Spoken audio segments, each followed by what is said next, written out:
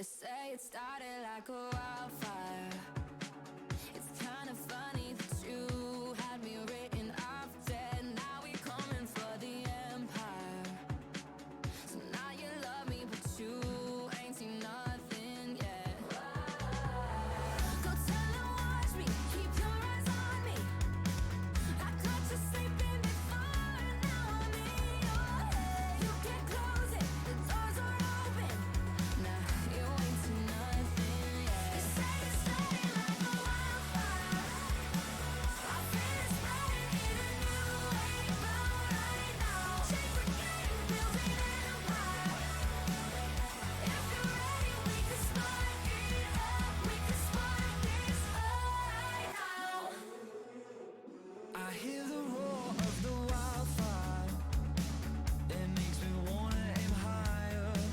We have to take control. I'm always chasing the path I'm facing, ignites the fighter. Time to take what's yours. Stand and watch us, keep your eyes on us. Always leaving our mark, living in your head. Can't contain us, there's no escaping.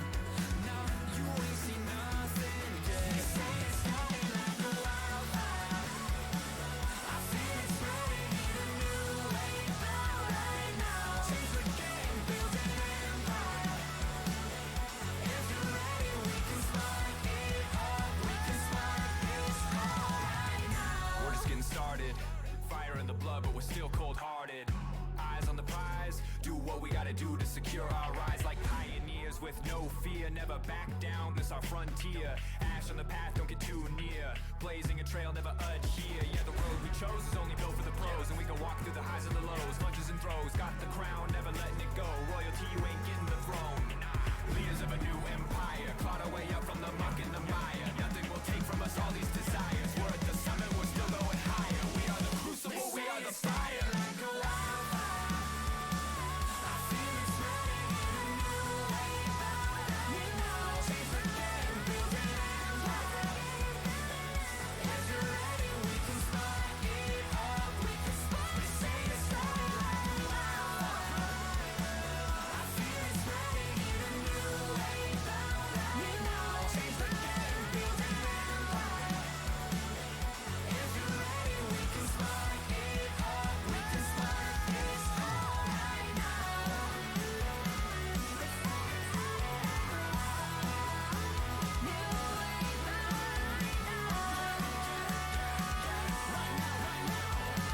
You ain't seen nothing, you ain't seen nothing yet.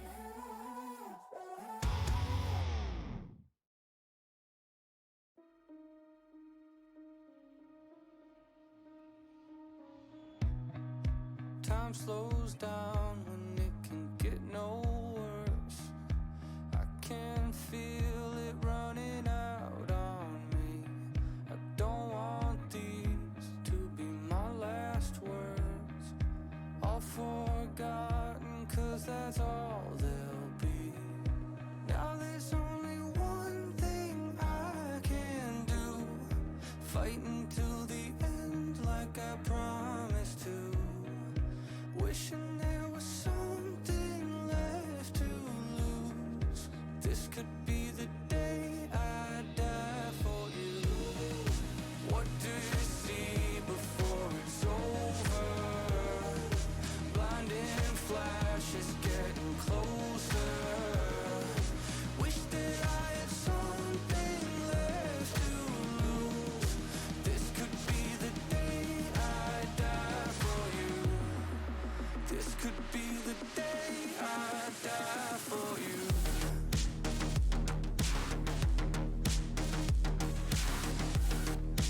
This could be the day I die for you.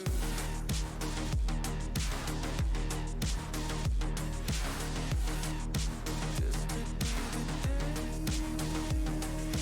Everything I know, everything I hold tight. When to let it go, when to make 'em all fight.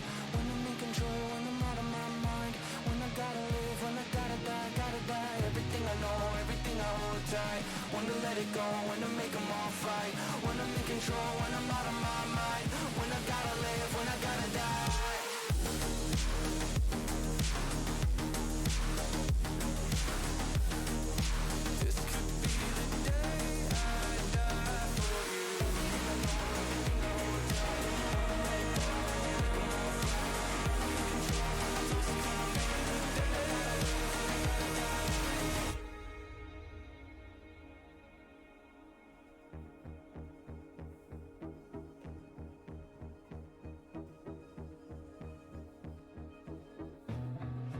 feeling like there's nothing I can do. This could be the end, it's mine to choose.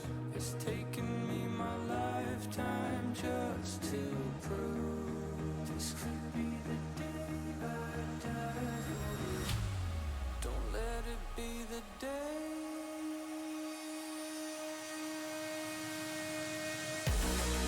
What do you see before it's over? Blinding flash is getting closer. Sacrificing everything I know. This could be the day I die for you.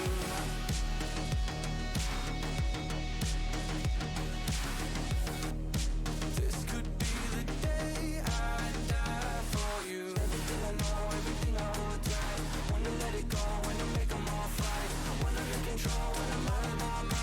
When I gotta live, when I gotta die.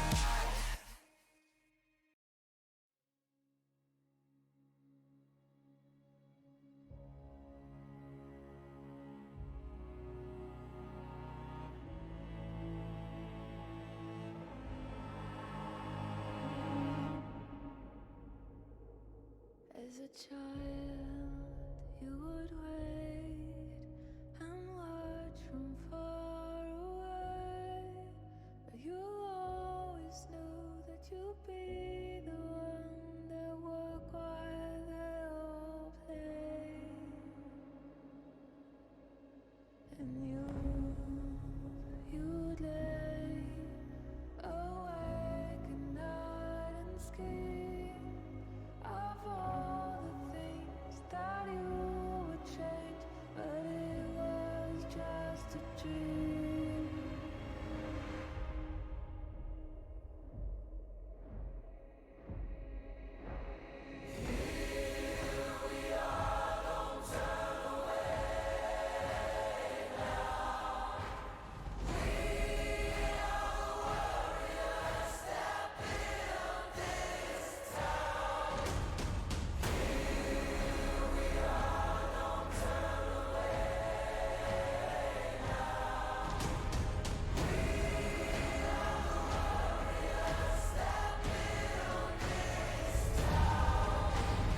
Good evening, everybody. Welcome back to the VRS. Here we are in the quarterfinals. We've made it to best of 5 territory. I'm Infinite Dodge. I am joined by my normal co-conspirators in Kongman and Shogun. Gentlemen, how are we doing tonight? I am doing good. How are you doing? I'm a bit tired. I had to duck out of last night's VAS best of 5 in game 5 to make a very long drive, but I'm set up. I'm in the vacation destination, and I brought my whole PC with me, so I'm still here for VRS. It's going to be great. Not to rush through Kongman and how he's doing. I'm sure he's doing fine, and he'll be Oh, doing... you know, I'm looking pretty spiffy, looking pretty great, feel great, and glad to see that you have your priorities straight, Dodge. Make sure VRS comes before anything else. Bring that PC wherever it is. You got to set up at a McDonald's, do that as well. Absolutely.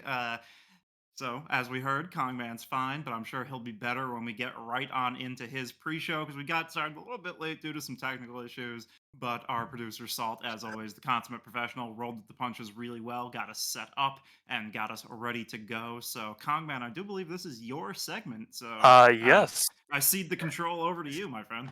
All right, yeah, this is a bit different. So, welcome, ladies and gentlemen, to the skin gallery. Name that skin game. As you can tell, we have very nice, pretty skins here. Clearly, that is cute noob from the Valorant territory. Yeah, don't look at the Tryndamere skin over there. It's he's doing his own little thing.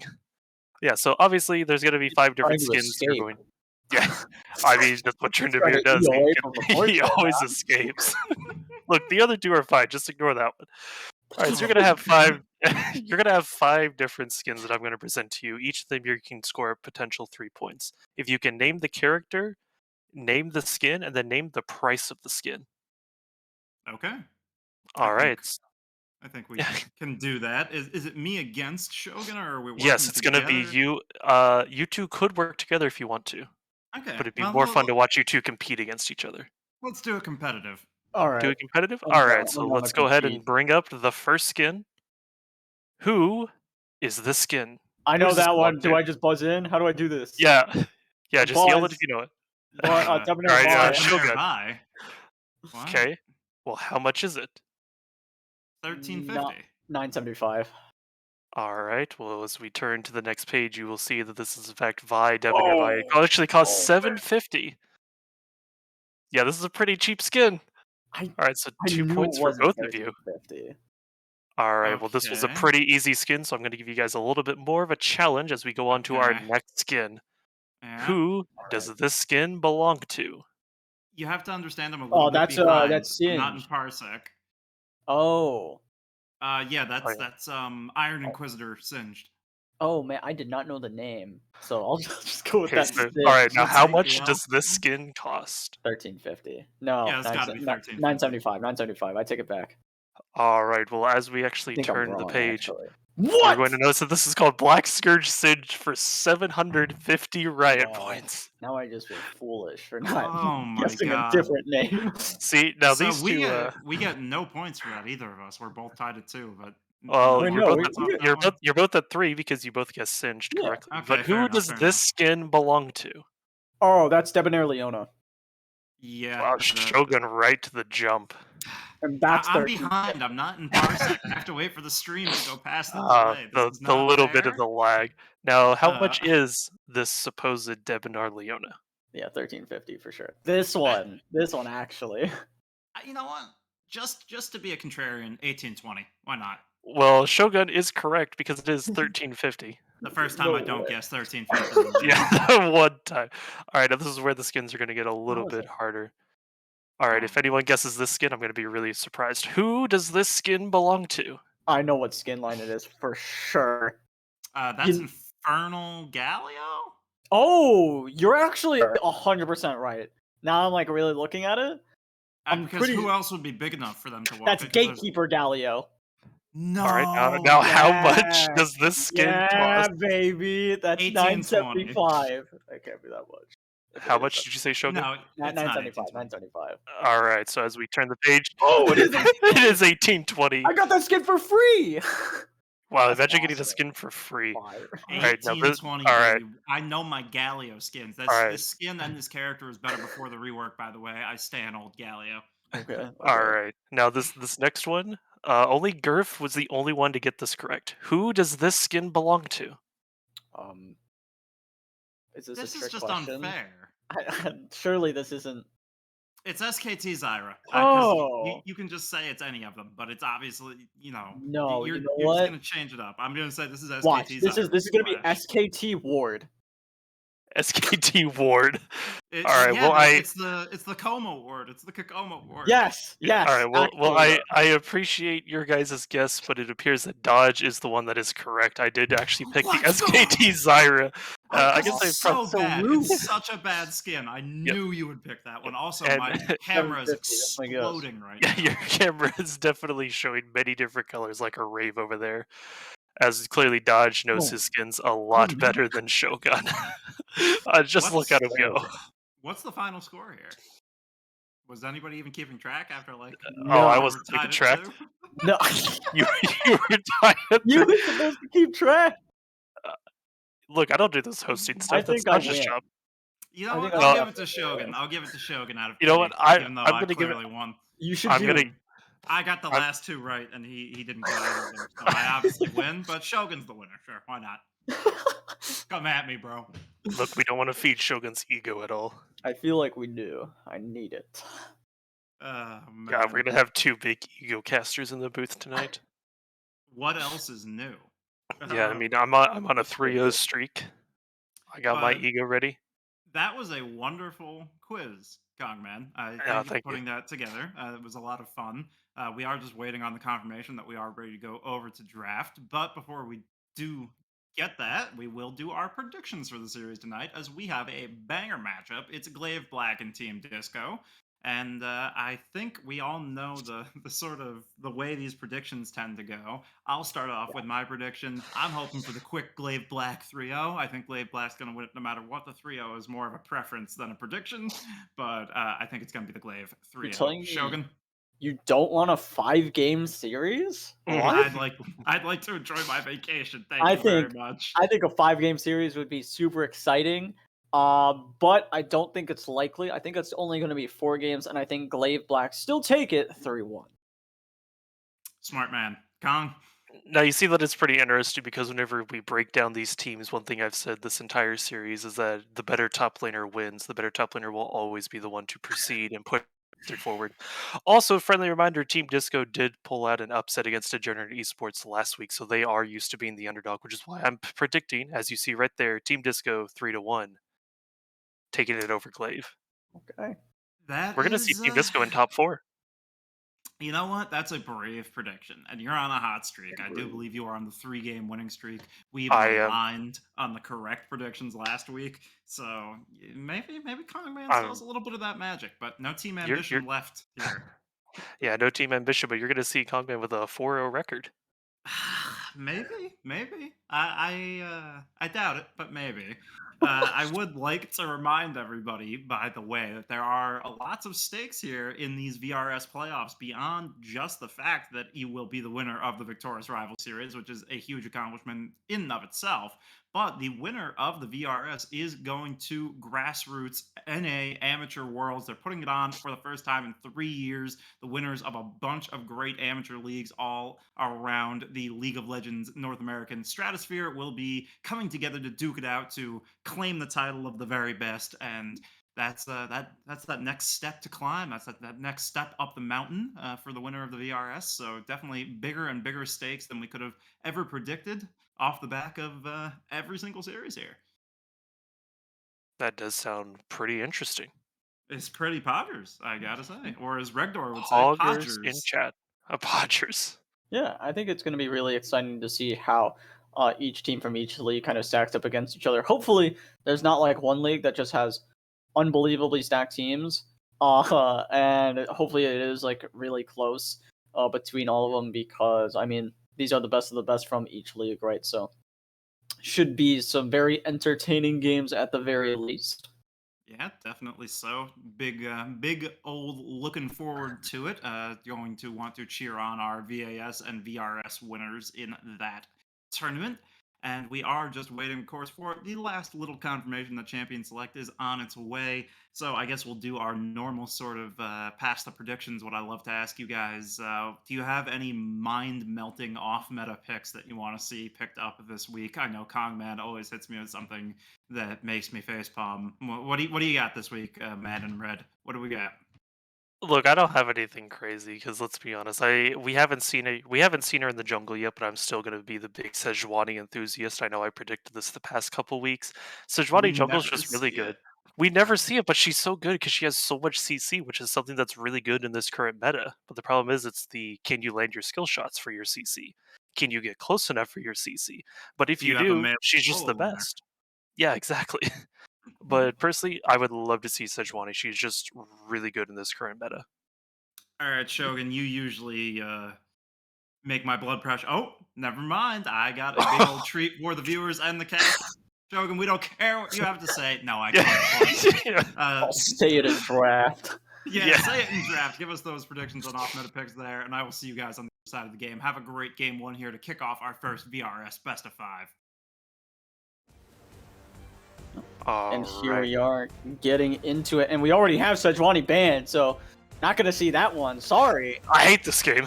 You know what we can see was gonna be my pick, Kaisa mid. What I'm hoping for coming out, which I don't know if you could call that off meta. I'd call it off meta. It's becoming increasingly more Alright, meta. I'm getting the chat thrown in my face as I'm trying to watch this draft. Kong, you're gonna can you hold the chat still? My goodness. You're gonna look these bands. Yeah, I'm loving this band. There's a Sejuani. I mean, thank you. I mean, you could see the. Riptro. I mean, there's also some Zeri. There's a heck of it. Kaisa was locked in. That's a Kaisa mid. That's not a Kaisa ADC. That's not a Kaisa mid. That's not gonna be. That's Kaisa not a mid. Kaisa ADC. That's not That's Kaisa not a mid. Kaisa ADC. It's I not gonna be Kaisa mid. I would make a bet, but that seems like something we shouldn't do. But I would make a bet on this. Let it be known. If there like it was a prediction thing mid like that you could do in like 5 seconds real quick, that's a Kaisa mid. It's 100. I'm pointing to it too. That's a Kaisa mid right up there. I I'm promise. pointing the wrong direction. That is not a Kaisa mid. Anyway, I'm over here pointing at Ezreal. Fine, if that's a the Kai'Sa mid, this is an Ezreal mid. it's You know what? not That's though. his. You know, See, you see this Zinzao? all All right, right, Billy. There's a awesome. 30-second If I prediction can for get is this it pick, Kai'Sa mid. here I go. Look. You see this Zinzao? That's Zinzao support. I'm a big enthusiast of Zinzao support. Okay, see now the other thing that I want to mention is NASA's support, also pretty solid. Just You know gonna. my favorite. All right, No, there we go. I bet a lot of points on this one. So if you want to bet oh, no, bet. you can Oh, claim that I'm gonna bet no as well. All right, because let's see this. I'll look like a huge No, clown I if it's couldn't. I couldn't not, put it in time. or if it's not. The thing about Kai'Sa Midas, it's actually really strong right now. Like it actually does an insane amount of damage. It does a good deal of AP as well, and once she has 6, all right, well that's a Nautilus, so that's not looking good. Yo, that's a Nautilus That's top. looking bad. Things are looking wrong. Okay, it's a good flex pick though. Like it's genuinely a good flex pick if you can play it mid. It's pretty strong. We'll see if it. I doubt it gets locked in. Now I'm very not so sure because of Nautilus. But to be fair, they also let Team Disco have Nautilus to begin with. Pair that up in the bot lane, so does make it strong. But yeah. Well, why do you got a problem with Kai'Sa being mid? Because it's not good. Like that's Yes, just it how you is. lose. No, it's not. It's Okay, I like how yeah. my dudes just trying to say Faker played it must be good. Faker literally Yeah. plays everything. Yeah, Faker's but it's not just Faker. Like we've seen more people bring out Kai'Sa mid. we are going to be seeing It's Yumi. it's not 100% troll. Like it's actually good. I promise. I swear. Rare Kong L. Okay, apparently you Thank must be you. new to the stream. Thank you, chat. That's a rare Shogun dub. Yeah, you must be new to the stream if you think that this is rare for me. To take many L's. Hey, Well, did you not see the first 5 weeks? we do have some other mid lane bans coming through, so it does seem that Glade Black thinks that Team Disco does not have the stones to bring out that Kai'Sa mid. And of course, seeing the Nautilus, you're probably thinking, yeah, you could really pair a different support or a different. If you pair a different ADC up with the Nautilus in the bot lane, it's probably not as prevalent as the Kai'Sa. However, you can still play Kai'Sa Nautilus towards the mid to late game with Kai'Sa still being mid, and still does a decent bit of work. Now the Braum being locked in is going to it would make a different ADC annoying, so I think the Kai'Sa is actually still a good matchup for the Braum. So they don't seem to think so, though. They might be thinking that pairing it up with Ezreal is going to be really nice for them. What I want Team Disco to do is pick some more melee champions. Like that's not what we wanted at all. That's what I like to see. That's not a melee champion. As this will be where Team Disco picks their ADC. 100%. No, they're picking their mid laner. Yeah, it's going to be Vigar ADC with this next pick. But we will see. I mean, realistically, if they do pick their mid laner, they're still a decent bit up to combat the Victor. I do think that. Oh, see, I told you, Vigar ADC. What? Slot that down into the bot lane. It's actually free. Definitely not really bad into Ezreal or anything like that. So we'll see how this ends up going here and what Glade Black pick with their last pick here of the draft. I mean, look, if we're going to be having Kai'Sa Vigar roll swap, then that means that Urgot over there, as I point at the Braum. Look, I don't know camera directions. That Urgot, I am a big jungle Urgot enthusiast. So that is clearly a jungle Urgot in a Volibear top. Because surprisingly, Urgot has a really fast jungle clear. Yeah, it could. Okay, it's not going to be. That's not going to be what happens. It will be Volibear. Well, it's not going to be Kai'Sa mid. Well, now it's not going to be Kai'Sa mid. It should have been. Yeah, that's what I told you. Realistically, Glaive Black should probably take away Nautilus so that Kai'Sa gets flexed away. Because now I think Nautilus Kai'Sa actually have a pretty solid lane for themselves. The only thing that I'm worried about is being able to catch the Ezreal at all. But I mean, Kai'Sa has so like a really good ability to get in once she has 6, and she also has that same ability that helps her maneuver around the Braum. So if Braum puts up a shield, it's really easy for Kai'Sa to kind of dodge away from that and still get her damage off. So that's going to be something that Braum has to be on point with coming into this game. Yeah, I definitely believe that Glaive Black's win condition is definitely going to be through Braum here. I mean, of course, you have all the other high damage dealers on the side of Glaive Black, but it's going to be just a matter of what does Braum block exactly. Because there's a lot of stuff that he can block, right? I mean, in team fights, it's going to be if he can get rid of that Vigar ultimate, if he could get rid of the Urgot ultimate as well, or at least, tank it for somebody else, or block as much damage from the Kai'Sa as possible, it's going to be absolutely massive. Something else that gonna want to keep an eye on as well is how Xin Zhao and Volibear end up pathing and where they end up pathing. Both should probably look towards the bot side. Both have a solid gank setup. I feel like the Nautilus has slightly better gank setup. It's just that Ezreal dodges away from the ganks easier. So we'll see how that 3v3 ends up going, or if they don't do that and one of them wants to go top side and try to get either it would be Volibear getting his Urgot ahead. You really don't want to spend time getting Ornn ahead unless there's just a free gank there that happens to be along your pathing. Uh, but we'll see how that ends up going specifically as well. So, and also talking about top lane, I don't know if Urgot beats Ornn or if Ornn beats Urgot. If you have any thoughts on that one. It's definitely just more of the character matchups. I do believe they're pretty balanced Mhm. because Urgot has the good engage, Ornn has the good engage. Urgot's E is still buggy as all get out because, as long as I start the swing back animation, you can root me, stun me, Morgana stun Oh. me, and I still get the dash animation. Yeah, it does feel like that that character is allowed to E no matter what happens to him. So it'll be interesting to see if that remains true in this game. Now, looking a little bit more towards the mid lane, it is kind of just a farm fest there, and I do want to say Vigar actually wins that. I think. We'll see if that, and as we also see, Vigar is in fact solid in the mid lane. So take my points then. See what I Yep, care. As the points have already been dished out, and the oh, okay. predictions are up for game one. So it is going to be interesting to see where exactly the votes are going to go. We currently see 4K points into Team Disco and 200 points into Glaive Black. I thought that I think it would have been more fun, more entertaining if Kaisa goes mid. I want to see it this series, and I feel like we will, considering that they're willing to play Kaisa here. I imagine they'd be willing to play Kaisa in the mid lane as well. I don't see a world where they like wouldn't be willing to do that if they're picking it B1 especially, because usually you want to say B1 for either just picks her super strong. I don't think she's strong enough in the ADC position to be winner. I think it's more of the like saving it for that flex pick. Yeah, definitely. How I know you really want to see the Kai submit. I mean, I'm out here really wanting to see Sejuani get played, but Team Disco's just like, nah, Cogman, you don't get to see any of that. We're just gonna ban that right away.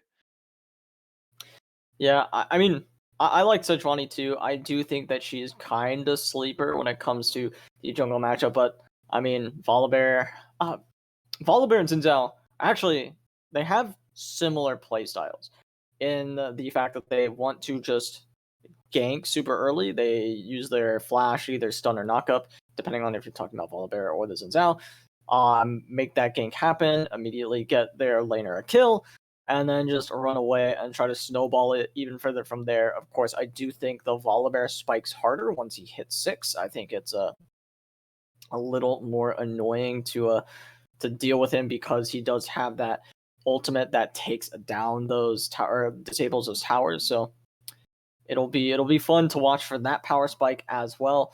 And I know we talked about the Braum damage reduction that he does with the shield, but something that we actually kind of didn't touch on there was the value that the Xin Zhao can get as well. Because there are 3 range champions. Yes, Urgot is probably going to basically be in melee range of him the entire time, so his ult doesn't really affect the Urgot as much, but he could cancel a lot of damage that would come through from Kaisa from the Vigar.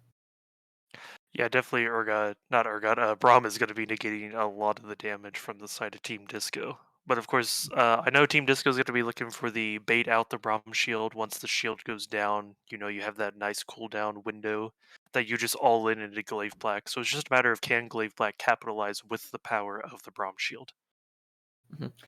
And we will see if those shields, if that damage reduction is enough for the side of Glaive Black, or if Team Disco can kind of, maneuver around this early game and get their lanes ahead first. But before we see that, we are going to go ahead and send it over to a quick break while we get synced up. So don't go anywhere. We'll be right back.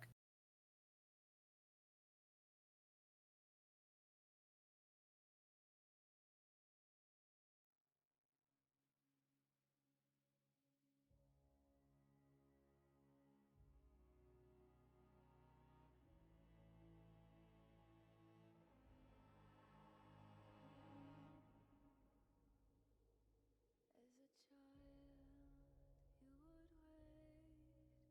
would wait and watch from far away. You always knew that you'd be the one that work while they all play.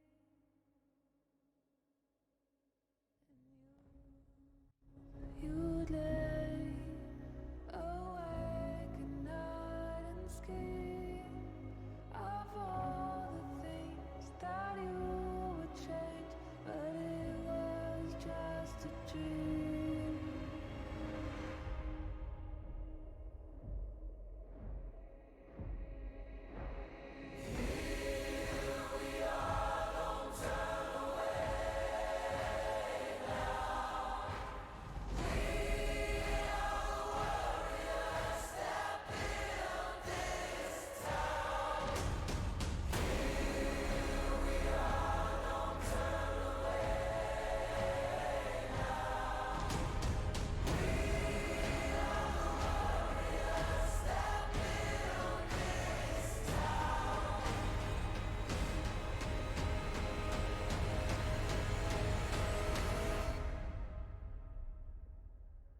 From dust.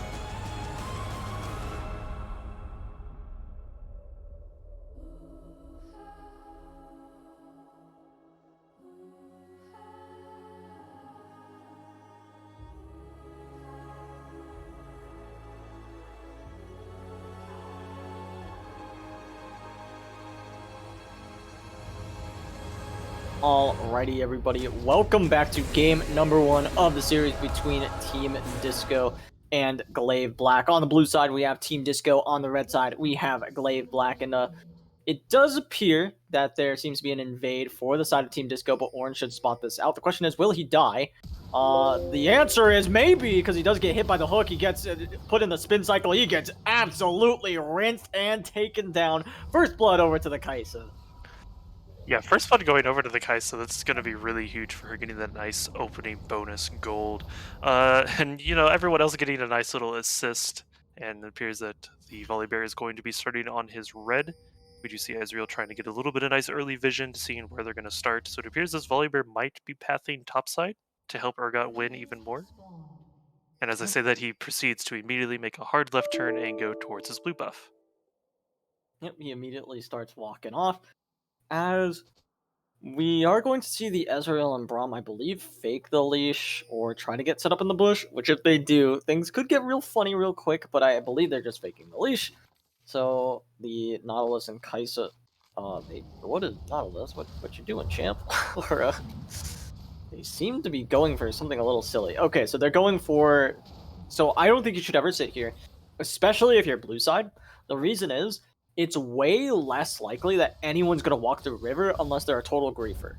And most people in comp, especially playoff teams, are not going to be griefers and are not going to walk through river, as we see them do here. They don't do that. They do it 100% correct, as they still get hit by the hook, though, which is dangerous, as Nautilus gets the Ezreal to about half HP and they start walking away. Should be all she wrote for now, but that is going to be really annoying for Ezreal to deal with, and the level 2 is going to be even more scary. But as I was saying, real quick, about the whole, sitting in river. They're probably not going to walk through there. They'll probably just walk safe. So if you sit in the far bush, you can actually punish them if they start walking up towards you instead. Yeah, and while you were describing that, I wanted to take a quick peek at Team Disco runes. So I'm not a big mid lane player. It's probably one of my worst roles, if we're being honest. Is that normal for Vigar? For Predator is normal, yes. That's what you take on them now. You go into Everfrost and you just run people. I don't know why you take the Predator specifically, other than run fast at people and do the funny. But I'm sure there's a much more, eloquent explanation for that one. So we'll see what exactly he does with it. I imagine that's the plan, though. It's really good for roaming as well because you can shove in the wave and then try to get a play off bot lane. Just try to snowball from there. Of course, usually you're not going to get a kill until you're level 6 or you don't have nearly as much kill threat until you hit that primordial burst range. Yep, it is going to be interesting indeed. And as we take a nice little quick look at CS, we do see Kaisa Nautilus walking up. Probably just going to be taking the scuttle. Get a nice little CS buffer. Volibear is there, so they do know that Zinzao is on the bot side because they path the same direction. They might not have been able to track that. I mean, if both top laners are late, okay, they're trying to kill Zinzao. I believe Nautilus stole away the Gromp, as now the Zinzao is going to go down as Ezreal ease away, but now the Braum is in trouble. It's going to put out that shield. Not going to block a lot against these two melees. Does flash over the wall, does get out, as now Ezreal trying to do his job, as Nautilus is going to queue right into the wall. Ezreal trying to do the damage. Vigar is walking up as well, though. Is being followed by the Victor, as Victor could be turned on now. As here comes the Vigar trying to find the play, is going to get that W, is going to do a little bit of damage, does have the E up, forces the flash out of the Victor, as now the rest of Team Disco walk away with their win. Yeah, Team Disco with the 2-0 lead, and Ooh, appears to be a ARAM. replay of a ARAM I game. love ARAM. Ooh, me and my homies love ARAM. All right. We were trying to get a replay, clearly- a really cool replay, and we watched ARAM instead. I don't know if we have the replay for that last one, so if not, that's okay. That's fine. We're rolling with it as we're just watching top laners kind of whack each other. The Urgot's trying to go in, as now we see the Volibear walking up, trying to get that stun off as well. He does, and they erase Ornn from the map and get themselves another kill. Don't believe Ornn had his flash up in that situation. If he did, that would have been really nice for him to try to get away, but I don't know if it's possible even then. Yeah, I'm not 100% sure if he did have his flash or not, because unfortunately on my screen I have accidentally left chat covering Team GLV. So I realize I might need to move that. As he did have flash out. We can see that now. We're Yes. okay, as we're going to. I am wondering. I am a little scared now because Team Disco is doing pretty well for themselves. 3-0, about 1k gold up as well. And I gotta say, if this game is a dub for them, surely they can take out the Kaisa mid next game. Yeah, I mean, if they're going to take out the Kaisa mid, then they might as well just leave the Sejuani unbanned. I mean, if you're going to get Kaisa mid, then at least give GLV the Sejuani. Let both casters see what they want to see. Please, the crowd. Exactly. See, I agree. Now, I would also be okay with someone locking in Zeri, and then the other team playing Nasta support purely for the Wither, because it's hilarious and it's actually kind of useful. As Vigar's in some trouble, gonna have to flash away. We'll get away for now. As Victor evens up the summoner spell cooldowns, he will have his flash up sooner though, so that'll be very important for him going forwards. And Zhao should start looking towards that mid lane soon to try to make a play. Volibear also wants to try to make a play on Victor before he gets his flash up, and the window is much tighter for this Volibear. Yeah, getting a quick notification from chat. Apparently, someone on the side of Team Disco said they will put the request in for you, so you might possibly see your Kaisa mid next game if they win. Thank you. I do respect that. I do appreciate the request being put in, as we will see the Volibear start up this dragon. The bot lane kind of has prio. I mean, it's basically just in a neutral state at this point, and Ezreal can start shoving it back in. as they could be in some trouble if they walk up too far. Xin Zhao isn't on the side of the map. I don't think that Nautilus and Kai'Sa realize that Nautilus hook is going to swing wide, as the Victor is stuck in the baby cage, as here comes Urgot all the way from top lane. Now in mid lane is going to flip that man over, does get very low, and will be chomped up by that Urgot with his ultimate. Really nice stuff from the top lane of Team Disco, and Team Disco does not stop at all. They just keep their foot on the gas. Yeah, Team Disco currently with a 4-0 lead with, what is that, a 1.4k gold lead? But Xin Zhao's here looking at this Vigar also just to help catch the wave, so there's not a lot of plate damage being taken. As someone in chat, the first time chat from Aiko Boss, top diff. Yep. I agree. I mean, like, when your top laner is allowed to roam like that, it's a little scary if you're the other team that has to deal with that. And honestly, I feel like that's just really good team play from Team Disco, knowing that they're able to do that, calling for that. I'm sure the comms were, well in advance of that play. So just really nice stuff from Team Disco so far. But lucky for GLV, their bot lane hasn't really given up too much. They haven't had to give up much XP. The levels are exactly the same for now. So we'll see if Team Disco can try to get an advantage down there, or if bot lane's going to be the island this game. Yeah, it's definitely going to be interesting to see what happens here, as we do see Volibear currently on his red buff. So right now he's currently floating that bot side and the jungle, not the jungle, the mid lane. He is going to be walking over a ward, so the Victor knows he is in immediate danger at this current time. As we will see, Ezreal getting some of that damage off isn't going to do much, just barely breaks through the shield. That should be all they're able to accomplish. As we do see two members, the Braum and the Xin Zhao, heading up towards mid lane, trying to make a play onto Vigar. So he does shove it out and will play safe. He's playing towards his vision. He's walking up to the bot side. Knows he can't really do that. That's not allowed at all. And should be fine as they finally give up on the plays, and Zhao and Braum start walking down. So Zhao's probably going to go take his bot lane camps now.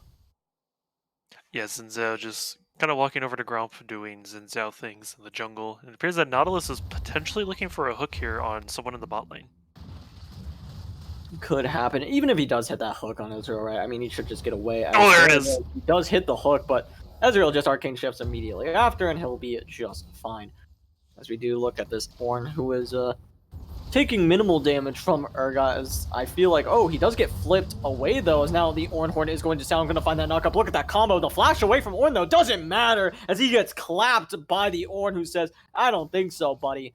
And that'll be the first kill for GLV Black, and it's a solo bolo for the Ornn in the top lane. Yeah, I definitely would say that's a really good job from the Ornn, just not panicking, not wasting your flash or anything, because you know you can survive that fight. They're looking for a play in the bot lane now, and that's a lot of damage coming down onto Dario Lipa. Lipa, sorry, as he's gonna go down, gets taken down by Demon. Demon running away now. Hindsight OP is trying to escape as well, but Kiba is going to pick that one up for himself. Great stuff from the Ezreal of GLV Black and just GLV Black's team as a whole to pick up that play, pick up those kills. As we're gonna take another look at that one. Never mind, it's ARAM again. Why is it happening? Parsec, please. Alright, and it appears now we have the correct replay, I believe. Yep, there's the hook onto the Ezreal, which he does just kind of do the arcane shift away. Yeah, this is the Ornn. The Ornn playing this really well. Unfortunately, Urgot. I saw what he was trying to do here, but unfortunately his E put him right into tower range. Because, as I said, I believe Urgot's E is the buggiest thing in all of League of Legends. Because, in my opinion, that shouldn't have connected. As apparently there was going to be a play that happened. Oh, they crashed the Rift Herald in mid. Vigar almost dies, so luckily that doesn't end up happening, as you can kind of still see the replay in the bottom left. I think it's we just kind of go back to, I think it, no, it didn't get swapped. Okay, we can still see it. Here's the replay. There you go, if you want to take this. Oh, sorry, I didn't realize you were talking to me. Yeah, so, sorry, I was kind of laughing at chat with the ARAM clips going nuts. Oh, man, yeah.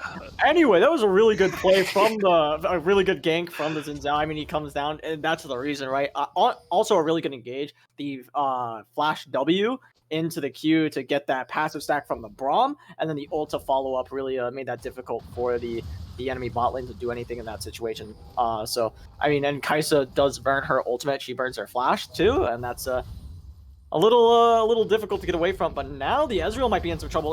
The teleport's going to drop, but that doesn't matter as he just gets exploded. As now the Volibear trying to run away does get knocked up. They're trying to get more damage out. One more auto would stun him. Are they going to go for the kill? Are they going to be able to find it? The shields are just too thick. The Veigar is now the next target. They're going in. He gets so low. One more auto would have done it, but he just barely lives as GLV are just barely coming up short on that play. But it doesn't matter too much because they should be able to get the dragon on the back end of that one. Yeah, it should be a free dragon going over to the side of GLV, tying it up 1-to-1 dragon. Unfortunately, GLV is getting the Cloud Dragon, which in my opinion is kind of the weakest dragon in this current meta. And Disco does have the Infernal Dragon, so going to be seeing a pretty interesting Dragon Soul here. Hopefully we might see Hextech, because that will be really interesting for both teams. For sure, as I believe there's... Yeah, replay on the bot side right there. And you can take a look at this play in the mid lane as well, where it's just the one auto comes through, and then the shield comes through as well from that E, just really well placed from the Volibear. And they try to follow up on the Veigar, but it's just a little bit too little. Yeah, and we are going to be seeing Ocean Soul is going to be the soul of choice this game, which unfortunately, looking at these two teams, Disco is going to be the one benefiting from Ocean Soul quite a bit more, because you have the Nautilus, the Volibear, the Urgot, 3 really good tanks that benefit from that Ocean Soul. Then you look over at GLV and you have Ornn. Ornn is he's chilling for now, as that's gonna be a bad spot for the Veigar. He does try to get the Everfrost off, doesn't quite get it, but Nautilus is here to save him just in case. He does hook in the Braum, trying to find this play, gets the knockup off on him too, so now Braum is in a really bad spot, is gonna be stunned up, he's taking a lot of damage. The Volibear wants some more, does turn off the tower, will start hitting the tower now. Question is, will it be enough damage between the three of them? I don't know. Victor wants some more, wants to try to find the kill, but the shield's going to come through. So I doubt Victor will be able to continue any further, especially with that Everfrost back up, as Team Disco find themselves another kill and the second tower, of the game. Yeah, unfortunately, Urgot does miss his E onto the Ezreal, and we are going to be watching the replay here. Volibear clearing a ward. Yeah. Oh, this is... Oh, no. Oh, it's this one. There seems to be... There it is. There's the correct replay. As we do see the Volibear barely connecting onto the tower with his ultimate. Just really good positioning there. Unfortunately, he does get stunned, does tank quite a few tower shots, but they do manage to get out. Tower does go down. Really good play there from Team Disco, especially Ult Driver on the Volibear. Yeah, and I think Tunamax also plays that pretty well, as getting that W off. As that was a bit of an earlier play as well, as we're going to see the Nautilus trying to clear out some vision, trying to get that control ward set up. That is a very easy one to clear, however, from the side of GLV Black, as they immediately get rid of it. They're going to start pushing out this mid wave as well, get it under the tower, and things should be okay. Meanwhile, they send their ADC up to the top lane, try to catch the waves where he can, make sure he doesn't fall too far behind. It is actually CSing really well this game, CSing way better than this Kai'Sa. Yep, definitely CSing it way better than the Kai'Sa, as that is about a 24 CS difference. Top lane, the CS is honestly the same, 135 all for both of them. Volibear is just outperforming the Xin Zhao both in kills and CS, as we do see him just take another blue buff, so increase that CS lead. And then we do have Victor, who's just kind of putting Veigar in his place at the moment with the CS, but unfortunately, KDA-wise, in my opinion, that's kind of even. Yep, just barely, as we are going to see. Oh, Victor wants to try to punish this. Is not going to be able to do so. More so just taking away the Raptors where he can, as now Urgot is chasing after Veigar now. Wants to try to make a play, will not be able to do so. Victor has an escape route, and they don't really know where some of the members of GLV Black are. As Urgot could actually be in some trouble here, is going to get knocked up, is trying to get away, is trying to fight this one out, is going to flash, but doesn't have flash for the Ornn ultimate, so he gets knocked in the air once again, taking a lot of damage, will be knocked up. They claim that brittle stack as he's so low, will be going down very shortly, as Demon picks that one up as well. Kai'Sa lands her W on the Victor, but not knowing where the rest of the team is, does not elect to go in, but the Victor still gets queued by the Nautilus, gets knocked up as Demon's now going back in. The Volibear tries to get some damage off as well. Forces the Xin Zhao to run away, flash away. Gets hooked back by the Nautilus, though, as Dario Lipa is going to pick himself up yet another kill as the rest of Team Disco starts running them down. GLV Black have to flee for their lives. Orin is coming up, though. Could make a play happen. Not having that ult makes it highly unlikely, though. Maybe they can at least get this Rift Herald killed, as they should, because the rest of the GLV Black squad is here. Yeah, I always enjoy having an Ornn on my team, but as you said, without the ultimate, he kind of can't really help sway a team fight as much, because his ultimate's just that powerful for the top laner. But unfortunately, whenever you kind of walk into lane, you don't have ult because you had to use it to solo kill the Urgot with a little bit of help from Xin Zhao. I mean, sure, you did confirm the kill, but now there's a team fight, and you don't have the what I would call the team fight changing ult. Yeah, and as you can see in the bottom left corner of your screen, we can get into this replay, which starts with this Ornn going in, and I'll let you take it from there. Yeah, so there goes the Ornn ultimate. As I said, that's a really good way to help kind of capitalize on this kill for the Urgot, because I really made sure he Oh could wait, not Nautilus get goes in, trying to find a play onto Demon, as they don't want to let up on the action, cutting you off there, as now Braum is going to get eaten up, as Demon goes down as well to the Vigar. They're trying to get the damage back as well, but the Vigar is just zoning them off too well with that cage. Max wants to get in, wants to try to find that stun, does get hooked in, or rather it's going to be Ornn who is hooked in, as you'll try to find the damage, trying to find the autos, but it's just not enough. He's doing no damage to this. Urgot has to E flash away, as the Victor is left to die, as now Dario Lipa chasing down the Ezreal will find the kill, will find the double, as Team Disco are running this game. Yeah, that's a nice ace coming out from Team Disco, and that's the one thing I really enjoy about seeing this Nautilus Urgot. As long as Nautilus can land that hook onto any target, then Urgot can just immediately flip over, as you're going to see in the replay in the bottom left side. You're going to see the Ornn ultimate come back into the opposing team, which kind of unfortunate. You do see the Nautilus throw the hook out. There it is, and then Urgot immediately walks up, gets the flip onto the Ornn, and that's just what helped changes the team fight. Getting CC'd for that long with that much damage, especially coming out from an Urgot, Vigar, and even the Kaisa, it's basically just almost a guaranteed kill. Yeah, it makes it very difficult to deal with, as we are going to see the Baron spawning in about 30 seconds. So Team Disco are going to start getting into a pretty comfortable position for this. They should be able to set up the vision first. I don't think that there's a lot GLV can do about it. Maybe if they could get a little bit more money, but it's just they're not very powerful right now. I mean, Victor's sitting on, all he really has is that Leandries. I don't know if he has 2 upgrades yet. I imagine he only has, actually he's really close, I think, to having 2. I'm pretty sure he has his Q and his E upgraded at this point, especially considering the cannons. So as long as he has those upgrades, it might be doable. It's just still going to be a little bit rough. Of course, the Ezreal not having his mythic, it isn't the end of the world. He can still do some damage. He's just not going to do a lot of damage to the Urgot, and with his build as well. If he had gone Divine Sunder, he'd be doing a bit more damage, but instead electing for the safer build that doesn't do as much damage against those tanks. Yeah, definitely a really good job there from the Nautilus, freezing the wave, or not really freezing the wave, just kind of stalling the wave. That way it doesn't get a full reset. Really good there on the mid lane side.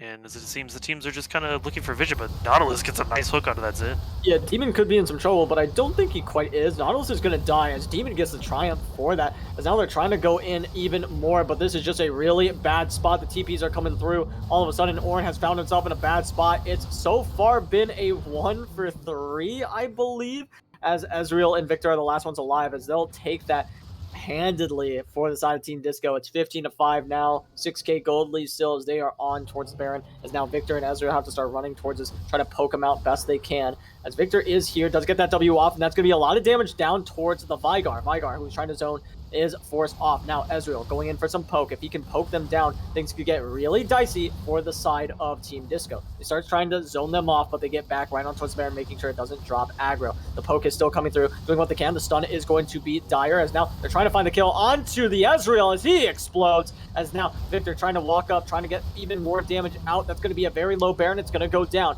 the Volibear, sorry, is going in onto the Victor, trying to pick up that Scuttle Crab as well. They should be able to get it. Nope, they don't want to agree too much for it, so they're just going to take their Baron and run as Team Disco still in the driver's seat of this game.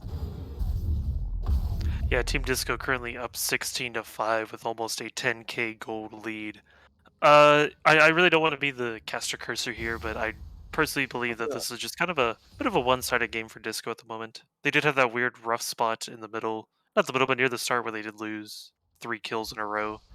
But now that they're up 16-5, they have 2 dragons and they have Baron. I definitely see this going, and we have the next dragon up in a minute 10. Yeah, I definitely see this being a pretty good Baron play for Team Disco. Yeah, for sure. Should be fine for them. I don't. I'm gonna say it. I'll do it. I don't see a way Team Disco loses this game. I think it's Oh no. definitely not trying to jinx it or anything like that. I mean, you're 8-1-4 on Kaisa, pretty unlosable, you know. But realistically, looking at this, it is a pretty large hill to climb if you are Glade Black. It does start with killing the Kaisa at some point, getting that shut down onto maybe your Ezreal, and that, I mean, that's a good start.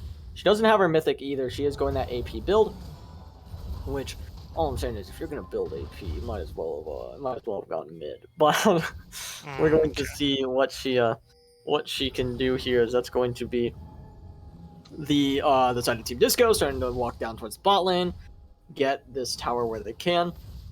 As so far, I mean, Glade Black, they are holding off this Baron push really well, so that's something.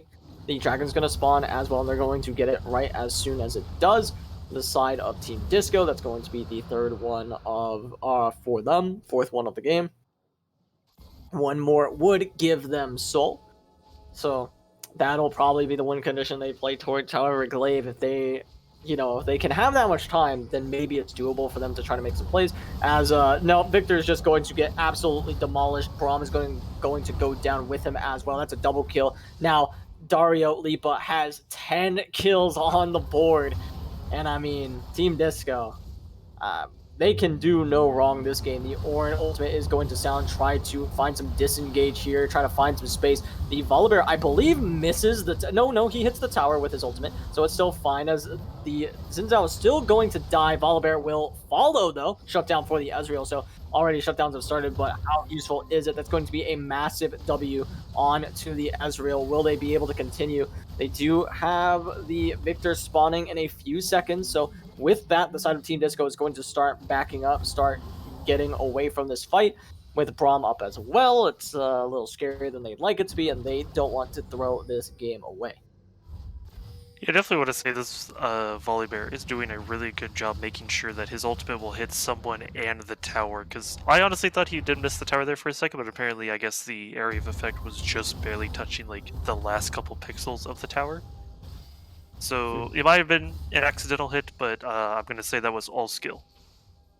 Yeah, I agree. Definitely all skill, as we are going to see Tunamax just start using his abilities, trying to make sure that he's not going to get jumped on. As we do see Glaive just trying to find money where they can in these jungle camps. That is the goal for now, as this blue buff will be taken away by Tunamax before it can be stolen. As we do have that dragon spawning in about 3 minutes. So that's going to be the timer. Or that's 3 minutes is the time that Glaive has. Realistically, they only have 2 minutes, because when that 1 minute mark hits, they want to, already have, they already want to have based. So we'll see what items they can get. I mean, Ezreal does not have a mythic yet. He went Serelda's third item. Which is, I think it's fine in this situation because you want more damage. You're not really interested in getting that. You don't need to survive, because if you're doing tic-tac damage anyway, it doesn't matter how long you're living because you're doing nothing. So as long as you can get that damage off, you're already so safe. I think it'll be fine, and you're not. I don't even think you needed to build the crown this game to begin with, because there's not a whole lot of undodgeable damage besides like Vigar ult, but I mean, I think you can dodge his Q, you can dodge his W, and by the time the ult is going to happen, I don't think Crown's going to save you. So We'll see if this Ezreal spikes hard enough with Sorel does. I doubt it. But it would be nice for GLV Black to try to make a stand. It's going to be interesting for sure, but we do see the Urgot just kind of farming this inhib tower. Ornn is told to recall to help answer them, but unfortunately he does get the inhib anyway, and then Urgot just proceeds to crab walk away and laugh in your face. Because that is the power of Crapbot. Well, he is walking back up as the rest of Team Disco start taking this top tower. They're just taking everything basically for free. The teleport is up, so Urgot is ready to, get into this fight should he need to. He doesn't, though, as GLV Black don't think they can force a play. Now, start walking now. We'll take this pink ward out. And the Baron isn't spawning for a little bit, I'd imagine. 5 seconds. Oh, it's spawning now. I'm sorry. I don't know why I can't see that. Oh, it was right there. Baron is now currently up. And we do see that Ocean Soul will be up in about 50 seconds. As this Baron is burning Xin Zhao, this is risky, right? Because if you go for this play and this is a game-winning fight right here for Team Disco, likely, as that's going to be the Ornn ultimate, though, trying to find something back. They managed to get 1 kill. Volibear's going in. That's going to be a very low Urgot. He's going to get out of there, as now Kai'Sa's going in, gets a double kill for herself, as now the Veigar is fleeing for his life. Dario Lipa trying to survive as well. Ezreal has been the Victor has been pushed out towards the edges of this fight, as now they're trying to find the damage. This Braum shield is not doing a whole lot, just trying to stop Dario Lipa from going in, as that's going to be a Q coming out, will find the kill. Victor has to protect the base. That is his one goal now. Dario Lipa trying to cut him off, but now Veigar is TPing in, but Victor is here. That's a very low Veigar as well. That's going to be a dead Ornn, as now Veigar starts backing up, starts heading towards the dragon, as that's going to be the Kai'Sa and Volibear continuing on their way, as they have to be forced away, and they will just start going for the dragon, as even though they don't get the Baron, which is likely what they want in the situation, they will gladly take the Ocean Soul. Yeah, and as I stated earlier, whenever we realized that it was going to be Ocean Soul is really good for Team Disco because, as I said, you have your 3 tanks. You have Nautilus, Volibear, Urgot, really, really good for them. And then, like I said, you look over at GLV and they have Ornn. So honestly, Disco getting the Dragon Soul here, one that doesn't just help push them even further into the lead, that basically, doing my best not to cast a curse here, pretty much secures them this game. I mean, it's an 11k gold lead, right? Yes. I think and I mean, Ezreal's not building a mythic. I don't know what that. I guess that could be like Duskblade or Eclipse. I don't know what that's supposed to build into at this point. Like maybe you're just building something else. There's no world he's building Edge of Night, because if you're gonna build Edge of Night, just build the other one. Like just build your mythic. Yeah. Like get some more damage. I know Crown isn't like a great damage item, but like do something with it. As now the True Shot Barrage will hit the Baron. It's not going to do a whole lot though, but they want round 2. They want to try it to vindicate themselves, try to make this play happen. Veigar is actually leaving. He's basing. We'll see what ends up happening there. If they saw that back, that'd be really bad, as now he's starting to just run back in. As look at how much damage these W's do. It's like I'm playing ARAM on Kai'Sa. The AP Kai'Sa meta is very strong there, as we're going to see the rest of the squad of Team Disco start heading back towards the Baron. The rest of GLV Black say, we can't fight them, we can't do this, we can't fight them at Baron, our waves are too messy, gotta go back. At least Victor's going back to try to deal with this, but he does not have a TP to help now, as this is going to end up being a steal angle at the very best. Maybe they go for the 4v5. The Ornn is trying to find the knockup. He gets it as Nautilus goes over the wall with the flash, as now the Xin Zhao is not able to get into the wall, so a great play from the support of Team Disco, as Demon is going to go down, just gets absolutely shut down there, as we see the Kai'Sa starting to run up, as the rest of this squad of GLV Black is running away. That shield's not going to do a whole lot. You can't really block that melee damage too much, as that's going to be the Volibear in a really bad spot though, gets taken down. Will they be able to get to this backline is the question. Victor's not participating in the fight. He's not able to, but Kai'Sa's going in, finally finding the angle, as Victor's going to go down for a double kill for the Veigar. Kaiba running for his life, trying to get out of here. Arcane jumps over the wall, as they're not even going to bother with him. They're just going into the base, trying to find it, as now the Wolves are getting very angry with Ezreal. Oh my god, what a snipe from Dario Lipa! Ezreal just gets absolutely slaughtered there, as Team Disco are on to the second Nexus tower. They are on to the Nexus, and they will take home game number 1. I am sorry, I'm still a little speechless after. Well, hang on. Okay, there it is. Okay, No, they're fine. there goes the inhibitor, or not the inhibitor, the core. But definitely, my God, that Core. W from Kaisa. Wow, that is still. I am speechless after that one. That was all skill, no That luck. W from the Kaiser, that W from Team Disco.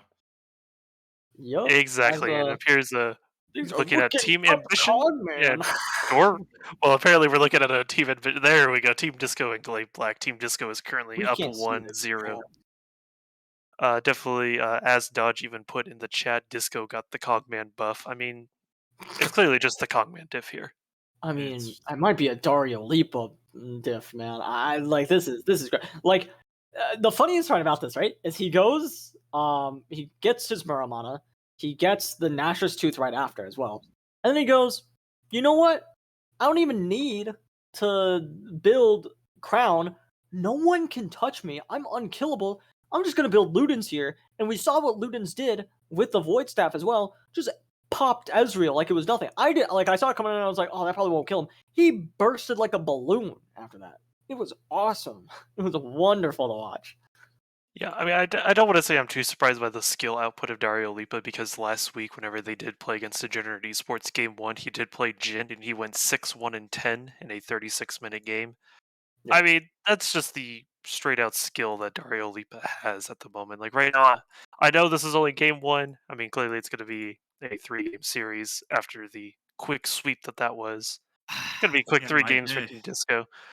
But as of right now, I would definitely say Dario Lipa is the current MVP in my books at this current Yeah, point and in time. we'll see if Dario Lipa can keep that up with the rest of his squad, or if Glaive Black can bounce back in game number 2. But before we get into any of that, don't go anywhere. We're gonna throw it over to a quick short break.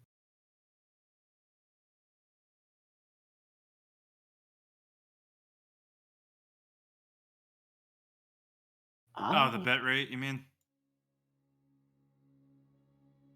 Hell Yeah, yeah. that's not. I was gonna say something because like things are going. Are you able to? You're not able to change the bitrate in the middle. Yeah, let's see think it- reset I stream. think it might be worth. Was the But I was want it to the see more replay? I ARAM. don't think it was a replay. It was like the entire game though. That was like really Yeah. massive. It stopped near the end. Yeah. Oh, Yeah, because I was gonna say 15K okay. for the stream does not.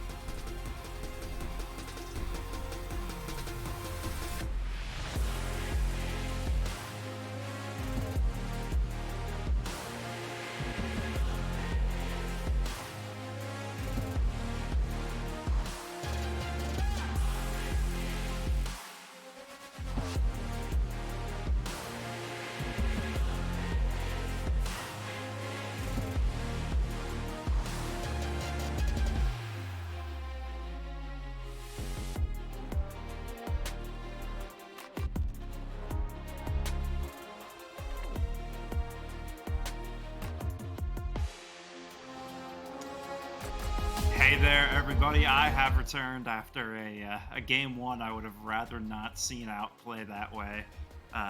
Seen play out that way, I should say. I lost a lot of points on that one. Oh, I'm It dying. was bad. yeah. Kongman can't keep getting away with this, Shogun. We just can't let it No, happen. I agree. Don't Yeah, don't worry. you guys say I can't get away with it, so you sabotage my camera again. Make me all pixelated. For a second, it was not Oh, pretty. man. It was, Oh, a now little it's me. bad. It hopped Oh, right and now over it's from back you over to to me again. This is a disaster. It's a disaster. I have between ascended once games. again. But it should be a better technical production going into game two. We identified what we do believe the issue was causing those stuttering issues on the stream, and Salt will be dealing with that. So, RL Pietro, you are going to have to hold to your word and drop that sub. We got a nice hype train going last night, actually, me and Regdor gifting those subs out. So if you missed it, maybe that can be the start of another one here tonight. But looking at the game and the way it actually played out here in game one, it was, you know, a lot of like really team fight staples for the side of GLV Black. They have the Victor and the Ornn. They have this really hard scaling comp with easy to execute goals within the team fights. And, you know, Disco just said, no, we're going to play Kaisa. Press W. I mean, what were the big keys that contributed to that victory, guys? Oh, never mind. You can talk it over some more in Champ Select because we're ready to throw it on over. I will see you guys after game number 2. Kongman, don't do it to me again, please. Sorry, we're just gonna see that quick, easy 3-0. I mean, you're not gonna get your 3-0 prediction dodge, so clear. Oh, there I go again. Oh no! Oh no! Oh no! And also There we big shout go. out to the cucumbers in chat saying we got Debonair Jace over on the right. That is correct, sir. I am the new Debonair Jace skin. We are gonna be. I am the skin teaser. But also make sure you guys follow me on my Twitter. It is conveniently right here, I believe. Nope, it's over here. Imagine There we not go. knowing like first try. I went a little too Listen. far. But, like I already. Oh knew. yeah, you were I've playing got on to figure it out. Yeah, make sure you guys follow my Twitter here. here. Yo, quiet. Just make sure you guys follow my Twitter because I am actually going to be working on a Jace cosplay pretty soon from the Arcane series. I'm going to be in both his casual skin and his all-white, the speech skin. And there might also be a working hammer. I'm working on a Vi one, and by that I mean I went to Doki Doki Cosplay and ordered it.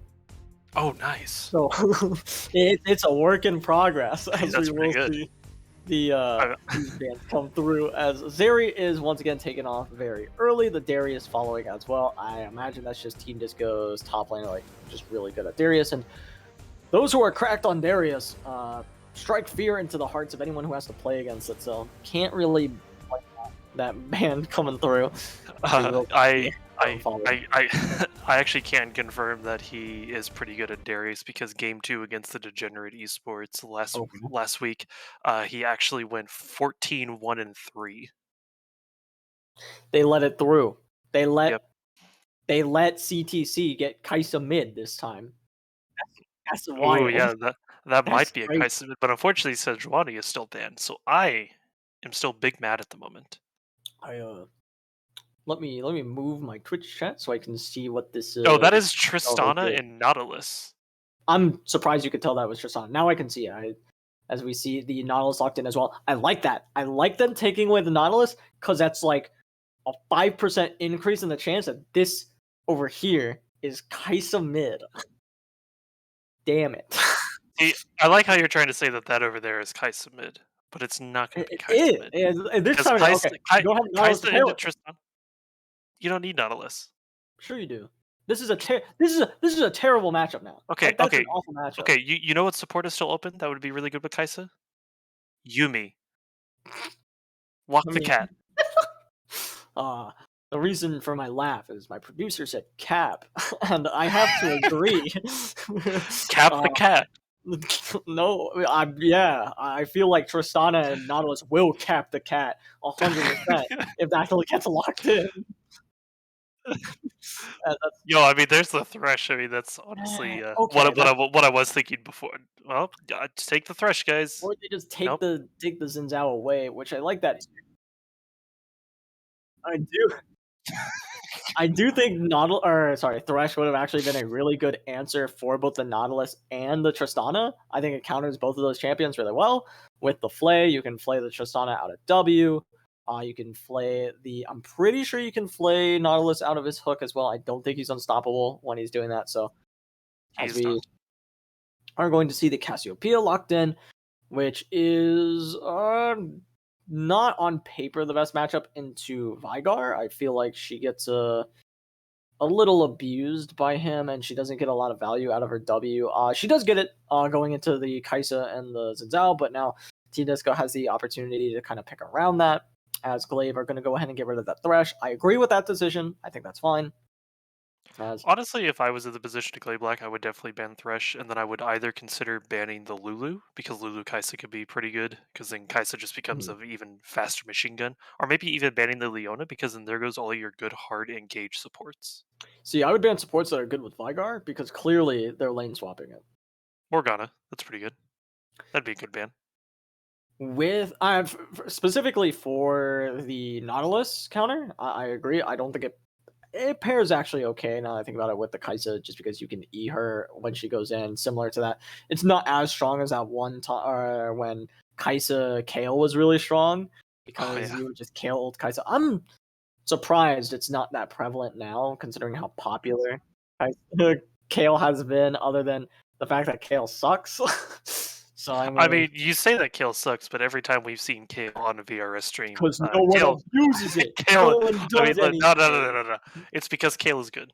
No. Kale, This is like they go to the flow chart, right? They're like, Kale was picked. What what lane do we camp? Bot lane.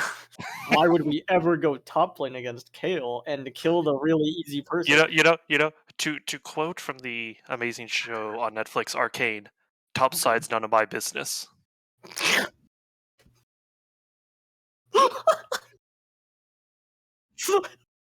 That's pretty good. I'll be here all week. That was pretty good. I have to get. You know, I can't even argue about that. Anyway, that's pretty solid. As we have Urgot locked I'll take my bow. I don't know who will have locked in for the last pick here. It's got to be a support at some point, unless it's Vigar, Kaisa, the bot lane, which would be really bad. As we will see what they end up going with instead. It's gonna be. There's the Leona. I think it's doable. I think it works. As we hear our producer in our ear making what sounds like a dying car noise. Ee-ah-ooh!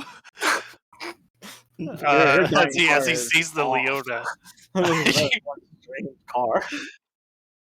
So it is going to be interesting to see how GLV decides to finish the draft here. Floating is set at the moment. I like the set pick. It's not a good champion right now, but I think it's got to do well into the Urgot, and they have to find a way to an angle to diff here. I also like the Trundle pick that was picked up earlier to counter. Actually, with what was shown, the Trundle pick was a big mystery. Now I really think about it, you're picking it into Kaisa, Vigar, and Zinzao, and you're like, all right, pick tanks. We dare you. And then they're like, okay, we'll do it anyway. They pick Urgot and they pick Leona. So I mean, I guess it could work out for him. It's not like the worst thing in the world. It's not like completely end, but it is strange. Because like I said, every time we see an Urgot, I always like to say that Urgot over there, I wish it would be the jungle pick. But anytime I play Urgot jungle, that thing over there scares me. So that is an automatic ban every game for me whenever I play Urgot jungle. I'm like, I'm going to go in, I'm going to play Urgot jungle, just ban the Trundle. I don't want to look at that. It's so... Trundle this game he does have some good opportunities for result. He has some solid people to go after. They also gave Cassiopeia more value as well, because she will stop 4 members from dashing if she can get that W off. So that's going to be hard to play in as well. And I mean, I feel as though GLV have really drafted themselves a team that's really hard to walk into. It's pretty difficult to walk into a Cassiopeia, a Trundle, a Set, and a Nautilus Tristana usually ends up walking into you. So if you're patient, Tristana will just kind of do something silly. Uh, but in this game, Tristana doesn't really have to try to force anything. She can play fairly safe and then go in whenever she 100% needs to.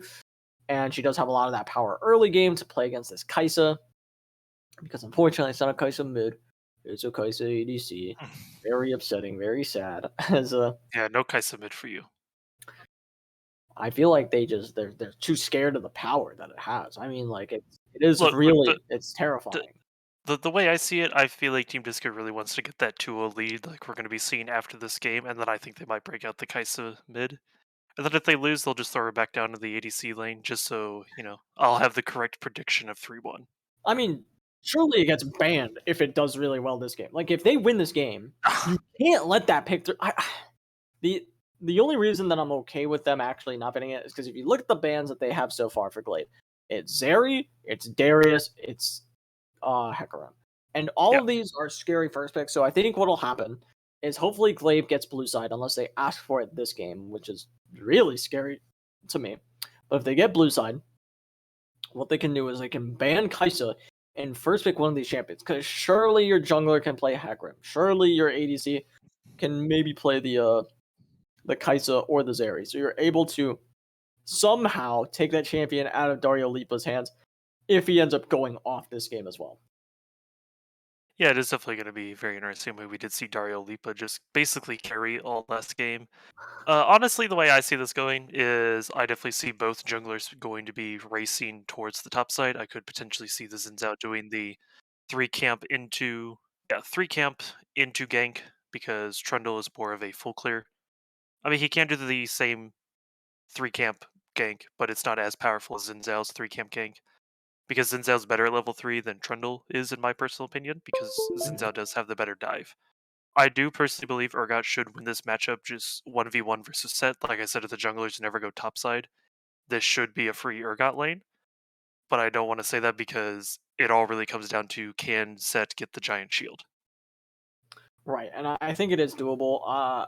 Something that you are happy about if you are Team Disco is you do have Serpent's Fang Builder. It's not crazy needed. It's going to be annoying to break through the set. He's the only one though. It's not like they have on top of that they have like a Karma or someone else who has like a ridiculous amount of shielding, like Lulu or Janna. So you are only trying to get through set shield, but that's still going to be a tall task. So if needed, you do have a Serpent's Fang Builder, which is important for that. Looking more towards the mid lane, I am worried about CTC getting far ahead. He wasn't ahead in kills. He did have a lot of assists though, and of course he was still outputting tons of damage. And if Dario Lipa hadn't been doing as well as he had, I feel like Vigar, we would have seen him step up even more so. And you have a very similar matchup here, right? Except I think that Cassiopeia is a scarier champion to play into Vigar. I'm not entirely sure. Is she actually no? I think she's better early than Victor is. So we'll see if Cassiopeia is able to try to neutralize this lane or at least make it a little bit easier. But she is a very susceptible to these ganks, and Xin is a very solid ganker. Yeah, I mean, we do have really good gankers for both junglers. Like I said, top side, it really depends if the junglers show up. Otherwise, it's going to be a free Urgot lane. Mid lane, Vigar does do more late game, but Cassio does have the better team fight because her ultimate just basically goes no. But early game she would win, and then the bot lane. I mean, we saw Dario Lipa pop off. We haven't seen the Kiba Tristana yet, so it will be interesting to see what exactly happens in the bot side. Yeah, for sure. And before we get into that, before we see how these two teams stack up against each other, we are going to go ahead and get synced up and throw it over to a short break. So don't go anywhere. We'll be right back.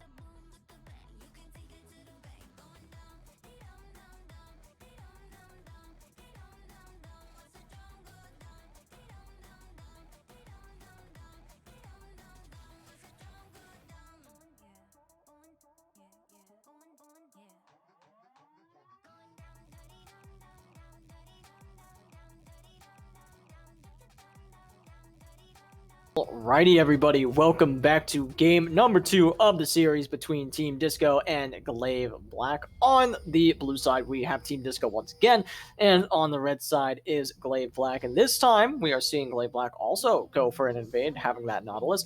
And as a response, Team Disco wants to stack this Tri-Brush, which I actually really like, because this could get real scary real quick. As we will see these two Titans clash, as here comes Nautilus. It's going to be absolutely bursting. Everybody's going in. So much damage down on to the, I believe that is Demon, yes, but another kill will come through. Cassiopeia gets one. It's not over yet. They get the flash out of the set as they're still trying to get more. The ADC, the Tristana, does not have her E, so all of a sudden they can't really do more. They can't get even more kills, but I mean, that's going to be worth. Urgot ends up being the one who gets first blood for Team Disco. Even if it is answered, that's still 100 gold.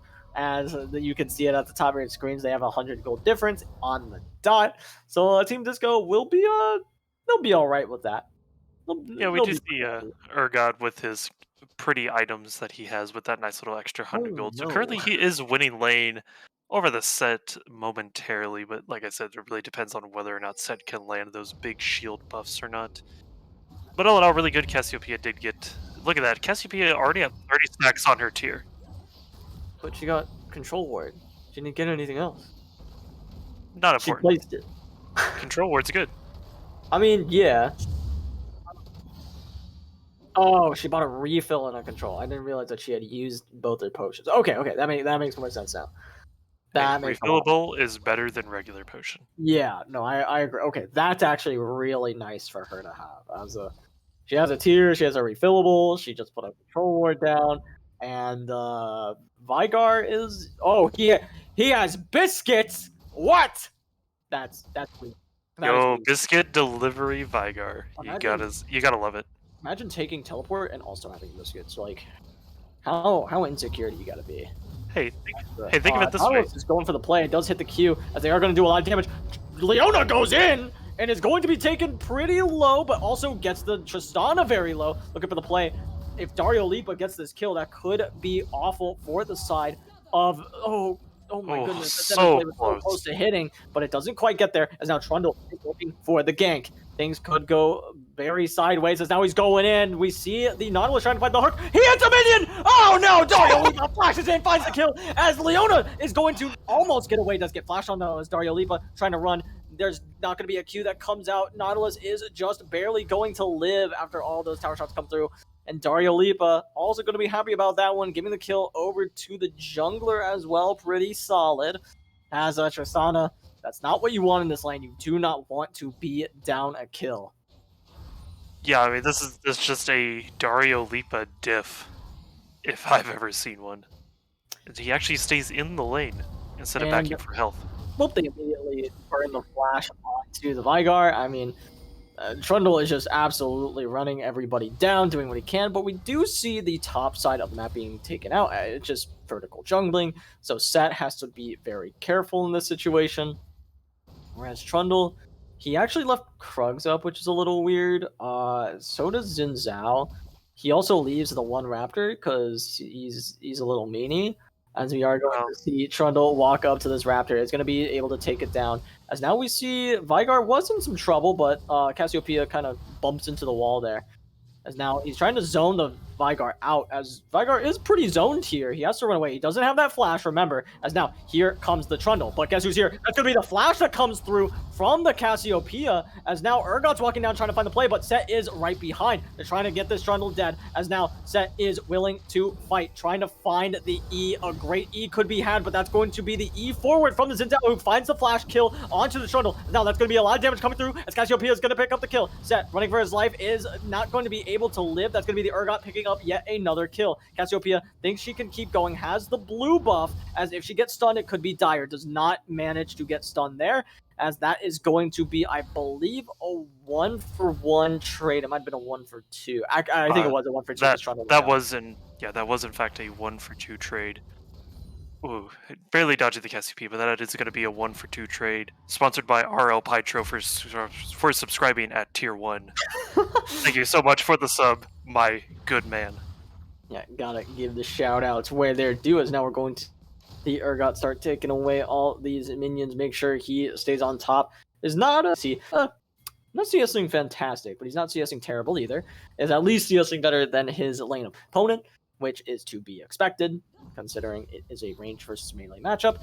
Now we'll see them go for the play, as here comes the Nautilus. A nice hook right onto the Kai'Sa, as now Tristan is going to jump in, and this is the power of that ADC pick. Now we're going to see the Leona trying to get away. Here comes the Goomba stomp in just a second. Never mind, Demon says, mine, and takes that away with his club, as we're going to see Set running away, as Xin Zhao not quite going to hit that W, as that will be just fine.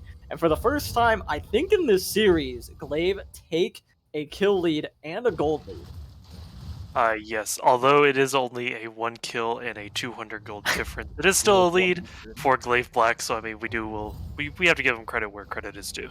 Exactly. And the Dragon will go down as well, which, so far things are going really well for GLV, and they're playing it. Okay, Demon scaring me. The smite will come through though, so he'll be just fine. And anyway, as I was saying, I mean, things are just going pretty well for GLV. They're playing pretty well here. They did mess up a little bit early, of course. That botch level 1, they did kind of overestimate what would happen there, and didn't really think the stack would come through. And if there was a stack where they're like, can we win it? Didn't think that part through, but I mean, after that, things have been going pretty well for them, as they do have that kill lead, and if they can just keep playing around this bot side, get Tristana snowballing and trying to shut down Dario Lipa, I think that has to be their win con, right? Because Dario Lipa is just too good. Yeah, I mean, as I said, Dario Lipa diff earlier, but he is currently 1-1-1 compared to the Tristana, who is 1-1-2. So I mean, gonna say Tristana's just a little bit better, but I mean, we are only 7 minutes into the game. And Cassio's actually gonna be taking the blue buff at 7 minutes in. For sure. As now Cassiopeia starts going to the mid lane and will start forcing, or start trading a little bit with the Veigar. Veigar will be just fine though for now, as we see the Trundle is coming through. Might try to look for a play. Nautilus is not going to be able to find those hooks because the guys are just standing a little bit too far away for anything to happen. Xin Zhao also coming in for a gank.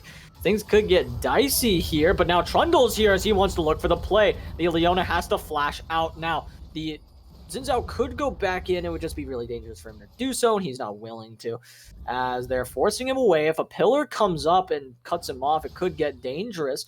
Now they could look for the damage onto the Trundle, but nope, they just force him out. As now Cassiopeia looking for the play will get stunned up. A great E from that Veigar. As now in the top lane, we're going to see a lot of damage come through onto the Urgot. Set trying to chase him down will only be able to get him to about half HP before everything just kind of goes back to normal.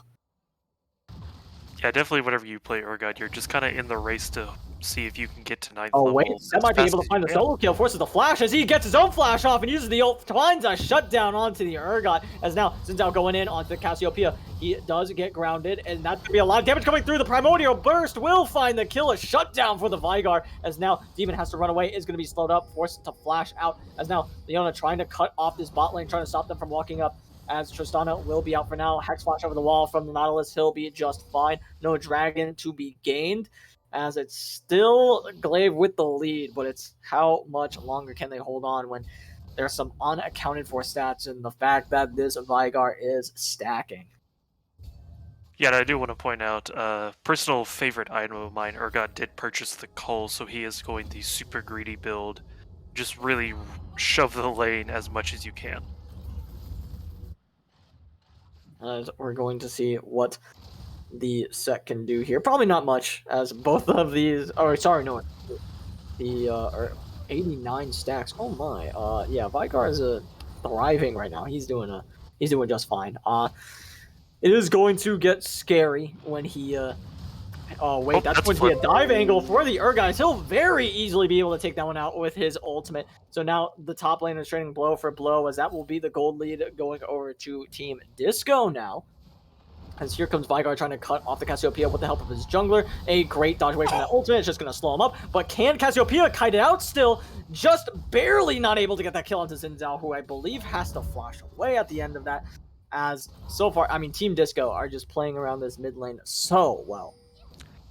Yep, and unfortunately that is the lead given back to Team Disco. Team GLV held on to it for about a nice 7 minutes, but unfortunately all good things do come to an end. So here comes the Nautilus, a great flash hook. It's just unfortunately dodged away for an even better flash from the Vigar. So it'll be just fine. Be able to live for that one to see it another day. Backs off, and we'll be coming right on back to lane very shortly. Yep, and I do want to point out Set already has Hullbreaker. He still believes that Rush Hullbreaker is the current meta, which we do know Hullbreaker was nerfed, I believe, 2 patches ago.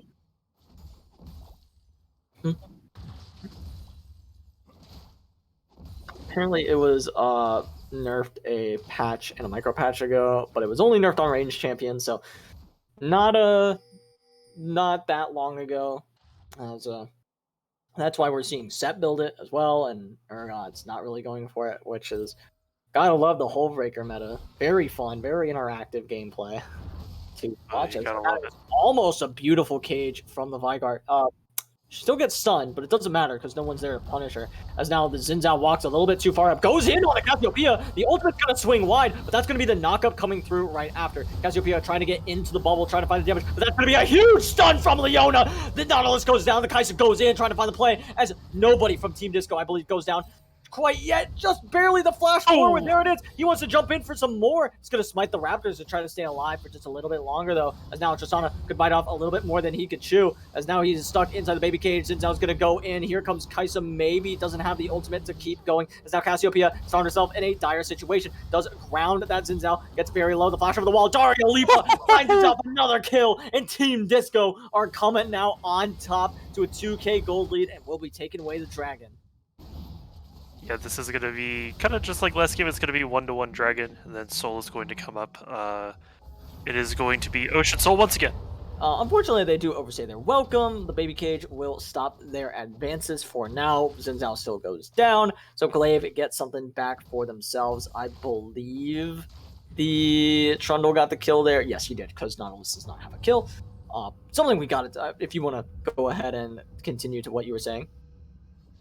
Oh, I was just pointing out that we once again have the Ocean Soul, Mhm. which kind of looking at it this time. I mean, Glaive has more people that would benefit from Ocean Soul, but I mean, you once again have Urgot, you have Leona. Both of those are going to be really good with the Ocean Soul, and then Glaive, you're going to have Set, Trundle, Nautilus.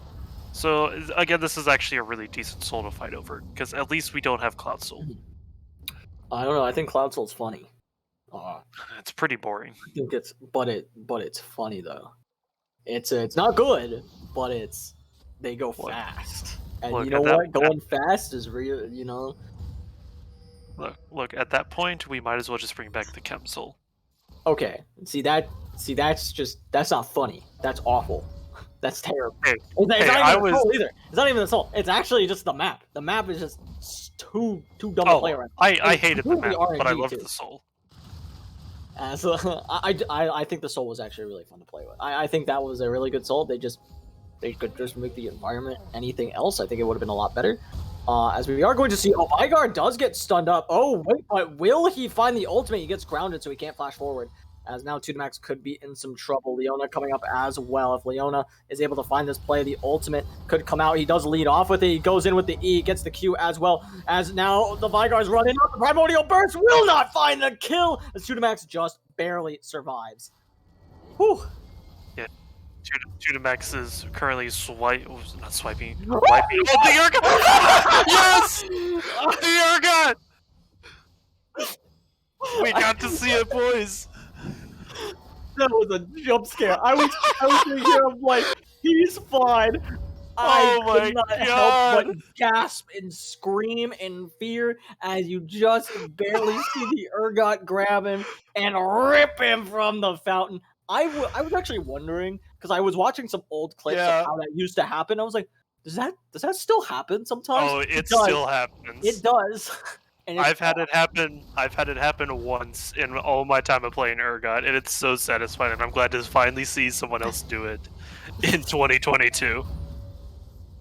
As there he goes. If they're looking for a play towards the bot side, it's just not going to happen. They don't feel like they're in danger.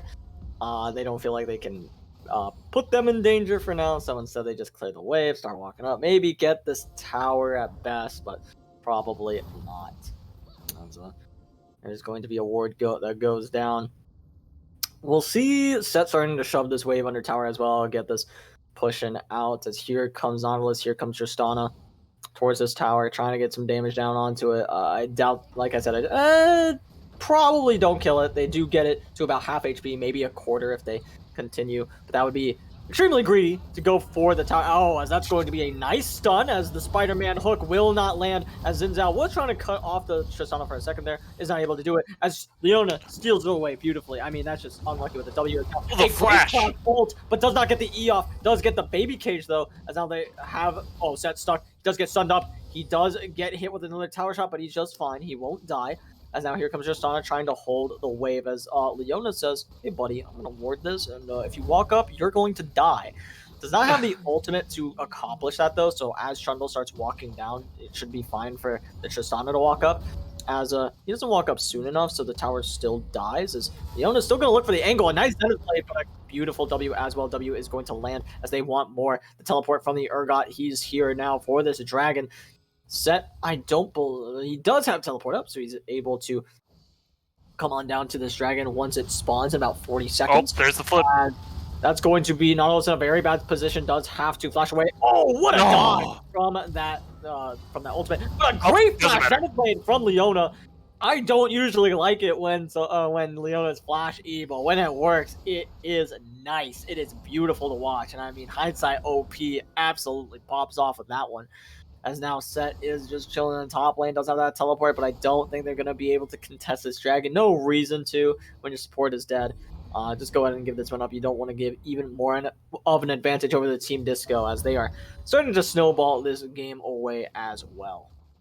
Yeah, not even that. There is currently a Rift Herald sitting in the mid lane, dropped off by Old Driver. So, of course, that is something you're going to have to answer, and you just give up the drag here. I mean, you are going to be down a dragon, but it's fine. Dario Lipa could be in some trouble. The bomb from the Tristana is there, as she just gets absolutely erased. Tristana goes back over the wall. Could be in some trouble, as now Xin Zhao's going in, going to knock up the Tristana, as now Set's going to find a kill onto the Vygar. I believe he was actually, his TP was canceled. Someone's TP was canceled, as now they are looking for the kill. A nice ultimate from the Cassiopeia. Will she be able to continue trying to find the damage? There is enough damage to find a double kill onto the Xin Zhao into the Leona. And this time, Tunamax is absolutely popping off. He is 4-4-1. He's got the poison. He's got the Leandry. So he's going to be doing a very annoying amount of damage over a long period of time. So very excited to see him continue to get this damage off. And this is looking like a banger of a match. Yeah, this is definitely looking a lot closer than last game. Or at least at this moment, there is only a 4 kill difference and only about a 3,000 gold difference. No, sorry, about 2,000. As we're going to see Urgot's walking in. I don't know what he'll be able to do here. Probably not much, as that's going to be a nice W from the Kai'Sa hitting on to this Cassiopeia. She goes in, is going to find a lot of damage, but the Cassiopeia just gets absolutely popped. To see the Trundle running away and will be out for now. Yeah, very unfortunate there. Urgot did use his ult, and he did whiff because the Cassiopeia did die to Dorado's ult and Chad. Yes, this is game 2, Disco 1, game 1. Apparently we're having a slight error with part of our overlays. This is, we had a game 1 was a bit of few technical difficulties, much like me trying to say that sentence. There's the nice little yellow dot of victory. Yeah, always good to see the yellow dot of victory. Would have preferred it to be in the team that I predicted to win, but that is okay, because we're still getting some quality League of Legends, and at the end of the day, that is what is more important. As we will see the Vygar, the Leona, start running up towards the Set, but he'll get out of here, so not really going to be a punish for them. As Tristana starts taking over this mid lane again with the Nautilus. Should be just fine to do so. Kai'Sa is starting to run over. We'll clear out this ward. Should be just fine. As I don't think they can make a play on Tristana unless that hits, but she's still able to get that W off, so she'll be just fine for now. As Vygar pushes the wave out, Tristana starts picking up these minions for herself as no, go away. No, this is not your lane. Bad Cassiopeia. This is Tristana's lane now. Yeah, it's always fun whenever you try to roll swap and your teammates just don't quite understand, hey, this is my lane. As we do see Set just going to be going down bot side, going to probably be taking that bot tower. He's just kind of doing what he wants, whatever he pleases. As now, Urgot could be in some trouble. Is getting ganked right now. The ultimate does come out from the Trundle. I don't think he has Pillar, so they don't continue. And of course, the Xin Zhao Leona walking up is not going to be fun for them to deal with. Vygar is answering the set in the bot lane, but we saw how that went. So now Nautilus is going to Hex Slash over the wall. Will be just fine to do so. As the rest of their team, the Cassiopeia, the Trundle, start running on down. Will be a 4v4 in the mid lane unless Cassiopeia is not going to follow. Does not have TP though, so it could take advantage of that. Yeah, we do see Vygar attempting to contest the set, getting a lot of poke damage in. And we do see Urgot currently wandering through the jungle, looking to possibly, come down and gank this set. Yeah, it's very doable as well. Urgot's going to start rocking around. Does get the slog, does get the damage off. It's now Vygar is in some trouble as now the Urgot starts taking over for the plate. Land that ultimate, but the ultimate is going to come out of set as there it is. The shield will not cancel it. Prime is going to Memorial Burst, gets him into ult range for the Urgot. They take him down. Now, a 4v3 is the best, or sorry, right now it's a 4v2 that they could ask for in the mid lane. I don't think they're going to be able to do anything about that one though, as Trundle is struggling to get this farm, not having a great time doing that. As Urgot is walking into the jungle, just trying to take away even more from this poor Trundle, and will succeed in doing so. Yeah, and just as RL Pytro is saying in chat, this is once again a top diff. A little bit. I mean, Urgot is kind of 7-2. A little bit? Yeah, I was going to say 7-2 and 3 to 2-3-2. Yeah. I mean, to be fair, I would rather have someone imagine losing 7-2 and 3. And your Urgot into set. SMH. I mean, to be fair, Urgot has had the flashy plays. We did see the pull out of the fountain. That's true. So, I'm sure he that makes up for everything right there. I'm sure he is. I mean, he's 100% diffing the lane, even if he doesn't have that same, or like, you know, if he is lower on CS, it's just because, you know, he's farming champs, man. He doesn't need the CS. When Nautilus is going to hit this hook, though, as now they're trying to look for more of a play, but that's going to be a lot of the burst down from this team. Tristana not having that E available is going to be dire, as now the Trundle is forced to flash away. Urgot is going in. He's trying to find the place. Does get that ultimate off. Does he get the fear as well? I don't think so. Set is here, though. Could he find the W? He is going to be knocked up CC for way too long. Dario Lipa going back in, finds the kill onto Tristana. With the help of his team, the W is going to hit on to Max. He is running for his life. A great flash from the Leona, but the flash under tower is also good there, as the Leona will not go down. Team Disco are just too good in game number 2, just like they were in game number 1. GLV had a lead, but it wasn't strong enough. The team play from Team Disco is just too good. And this is basically just going to be a free Baron going over to the side of Team Disco once again. Everyone is currently on respawns for GLV, and I don't see... Trundle did just respawn, but I don't see him getting here in time for any chance of a steal. For sure, as the Baron is being taken very low, gets to about 15k, or 1500, as it will be taken down. As they start running towards the Dragon, the 4th one of the game, it would be their 3rd if they get it. Should be able to do so, but I believe they want to try to contest this, and they are allowed to do so. I don't think they're out of this game. I don't think they're like out of these fights yet, and if anything, they need to keep fighting before, you know, Vygar hits his huge power spike of, he's actually not building it yet, which is good news. I actually think this is a bit of a blunder. I think you 100% do not go. Sonya's is fine, actually. I was going to say going into Rabadon's immediately after, just to spike super hard and just start killing everybody would be nice, but I mean, having that as well for the Tristana, I can't really fault him there for wanting to play safe and not give over even more money or even more of an advantage. I mean, I do agree with the Kaiba, I believe Dario Lipa gets that kill onto Kaiba there, as now we see the getting a solo kill. It's just solo kill after solo kill, and technically that was a 1v2 in the mid lane, even though the other member didn't even participate in what had happened. And Team Disco just absolutely pushing their champions to their limits, doing whatever they want as they are marching into the base. They might even try to end the game. Set is forced to back off. They're going to go ahead and get this bot tower as well, maybe even the bot inhibitor, as if they go for inhib, it might be just a bit too much. They start marching into the base here. Will they continue? Will they be allowed to continue? Tristana is up. The Cassiopeia is up shortly. They're going to get the inhibitor, as Dario Lipa is just doing so much damage with these Ws. They're not allowed to continue, though, or they don't want to continue. They do get the pillar off, and if they overextend, if they're able to bait the fight out, this could be awful for Glaive, but they think they can take this fight. They think they can keep going, but they never mind. They realize it's too risky. They back off. If they lose that fight, they lose the game. Yeah, I definitely do want to say they do have the 10k gold lead. They have a Baron buff. They are up 2 dragons. Both of them are Ocean, so this is looking pretty good for them.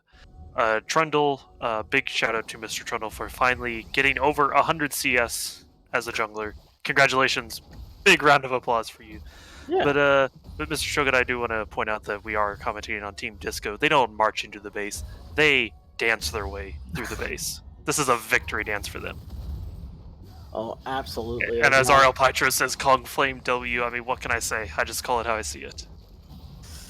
It is it wasn't as bad as game number 1, I think, but I mean, it just feels like Glaive doesn't have the ability to keep playing into the mid game, or maybe not the ability, but rather Team Disco is just slightly stronger than them. Is just slightly more proactive in their mid game and is able to pull off plays that it seems like Glaive just can't. I mean, Tristana should be able to go in and push the snowball this lead, but when Kaisa also gets some kills as well and is farming just as well, it makes it really hard, right? Because she's just doing so much more damage at this point in the game. So it's gonna be scary for Glaive. I don't think they can come back into this game either at this point when you're down 10k gold or 11k gold now. Sorry, it is a bit more difficult, possible, but will take a big overstep from Team Disco or a miracle play. And when Tristana gets one shot, that's not going to be the miracle play. And I really like that Vigar holds on to his ultimate, so the Primordial Burst is still available. Meanwhile, on the bot side, Urgot is fighting the set, should be able to win that matchup as of right now, as that's going to be even more objectives going over to Team Disco. Yeah, I mean, this is more objectives going over to them because they are just, as I like to say, dancing their way through the base. They are trying to push the Urgot away, but unfortunately that is going to be the top inhibited tower going down. As we get the nice little zoom out, you do see them all definitely trying to focus out this Urgot. Vigar doing the best to kind of just float around, help zone out the enemies, and now here we go as we push onto the Nexus towers. Yep, as we do get a nice look at this. As Set's going in, is going to find not a stun, does have the ultimate available, but it doesn't matter. He just gets taken out. Primordial Burst available and is one shot. Tristana's back on the map, but that's going to be a nice stun as well. Once again, another one shot. Urgot's going in, finding the plays, finding the flips, and here comes the Tristana. Will she be able to do anything? No, I don't believe she will. A great cage from the Vigar means that it is all said and done. Team Disco take home game number 2. I mean, this is just a dominant showing from Team Disco. I mean, I definitely just want to point out, this is probably going to be one of the biggest upsets of the bracket so far, in my opinion, because you already saw Team Disco upset the Degenerate Exiles. The 4-2 Disco beat the 5-1 Exiles, and now we're currently watching the 4-2 Disco beating the 6-0 Glaive. This is definitely looking like a bit of an upset. Oh, for sure. I mean, Team Disco, I don't know what it is, but I think they're the 1 seed actually, because what I'm seeing here is that is 1D. I don't, maybe it's not so much of an upset. Maybe Team Disco is just too goated to be taken down. Goated with the sauce. Just absolutely. I mean, I don't. I am looking at the standings. Team Disco finished 3rd in their group C. And I don't know. Okay, Glaive Black finished 1st in D. It's backwards. Oh, okay. Yeah, so it appears that is slightly backwards. I'm sure we'll get a quick fix on that here momentarily. Okay, I've been told we cannot fix that. Clearly, you see the number 1D. That clearly stands for number 1 Disco. Absolutely. Yes, true. That is what we were intending there. Absolutely. And something I'm a little worried about for Glaive is like, what do you change going into this next game? Because it feels like the only answer is like take away a winning matchup from either the top lane or take away Kaisa, because you had counterpick. The set was supposed to be the counterpick, and it got absolutely demolished. So was that just a bad read in the matchup, or do they not have anything else? And if that's the case, then maybe try to get someone else a counterpick instead. And it's just gonna be a little rough for Glaive Black. Of course, the mental is probably a little bit shaken. However, if you do have that unbreakable will, this is when those reverse sweeps start, right? We saw it happen last night to prevent the upset. It Exactly. was pretty epic. I'm not gonna lie. Degenerates looked real good that time around. So we'll see if GLV can pull off that reverse sweep and start it now, or if Team Disco just takes it in a clean 3-0. But before we do, we're going to go ahead and send it over to a quick break. So don't go anywhere. We'll be right back.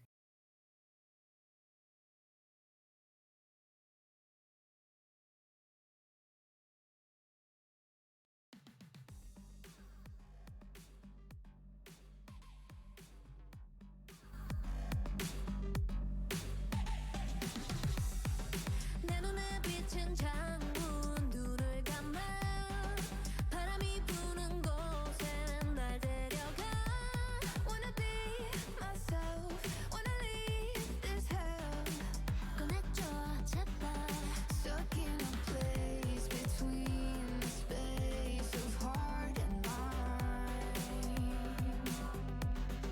시간을 쫓아 꿈을 찾아 흘러가 So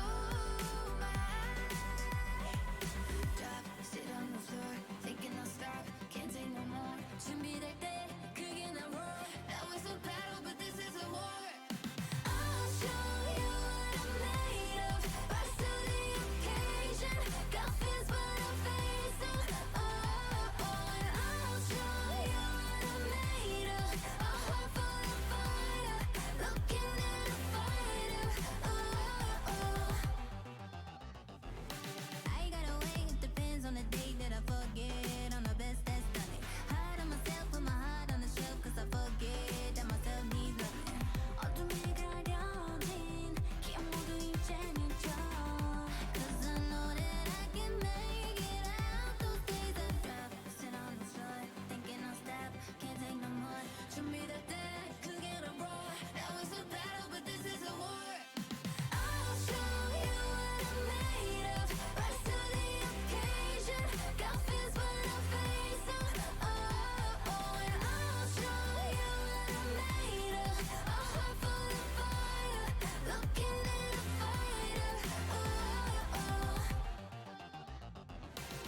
어둠보단 밝음이 더 크잖아 너의 가치를 너가 잘 알잖아 You know the darker the day the more you shine 어둠이 지나 밝은 하루가 babe You don't have to be afraid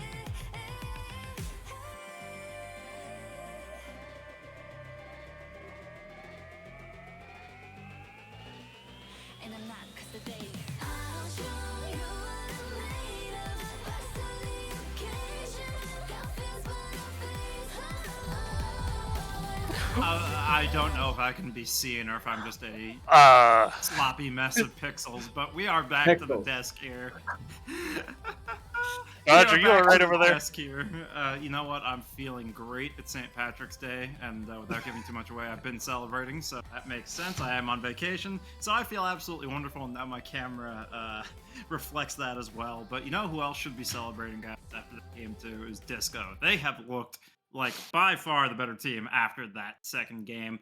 Although we were discussing this during the break, it does kind of help when your opponent picks the same side and lets you get all your big power picks again. Yeah, that was a little strange. I mean, Yeah. you allow them to get the Kaisa again. You allow them to get the Urgot again, and it's Oh, like, they look awesome. The oh, and Vygar the Veigar. I again. forgot about that one. And then they And just then you let him steal steamroll. Zinzao. Yeah, and then you let them get an even better jungler.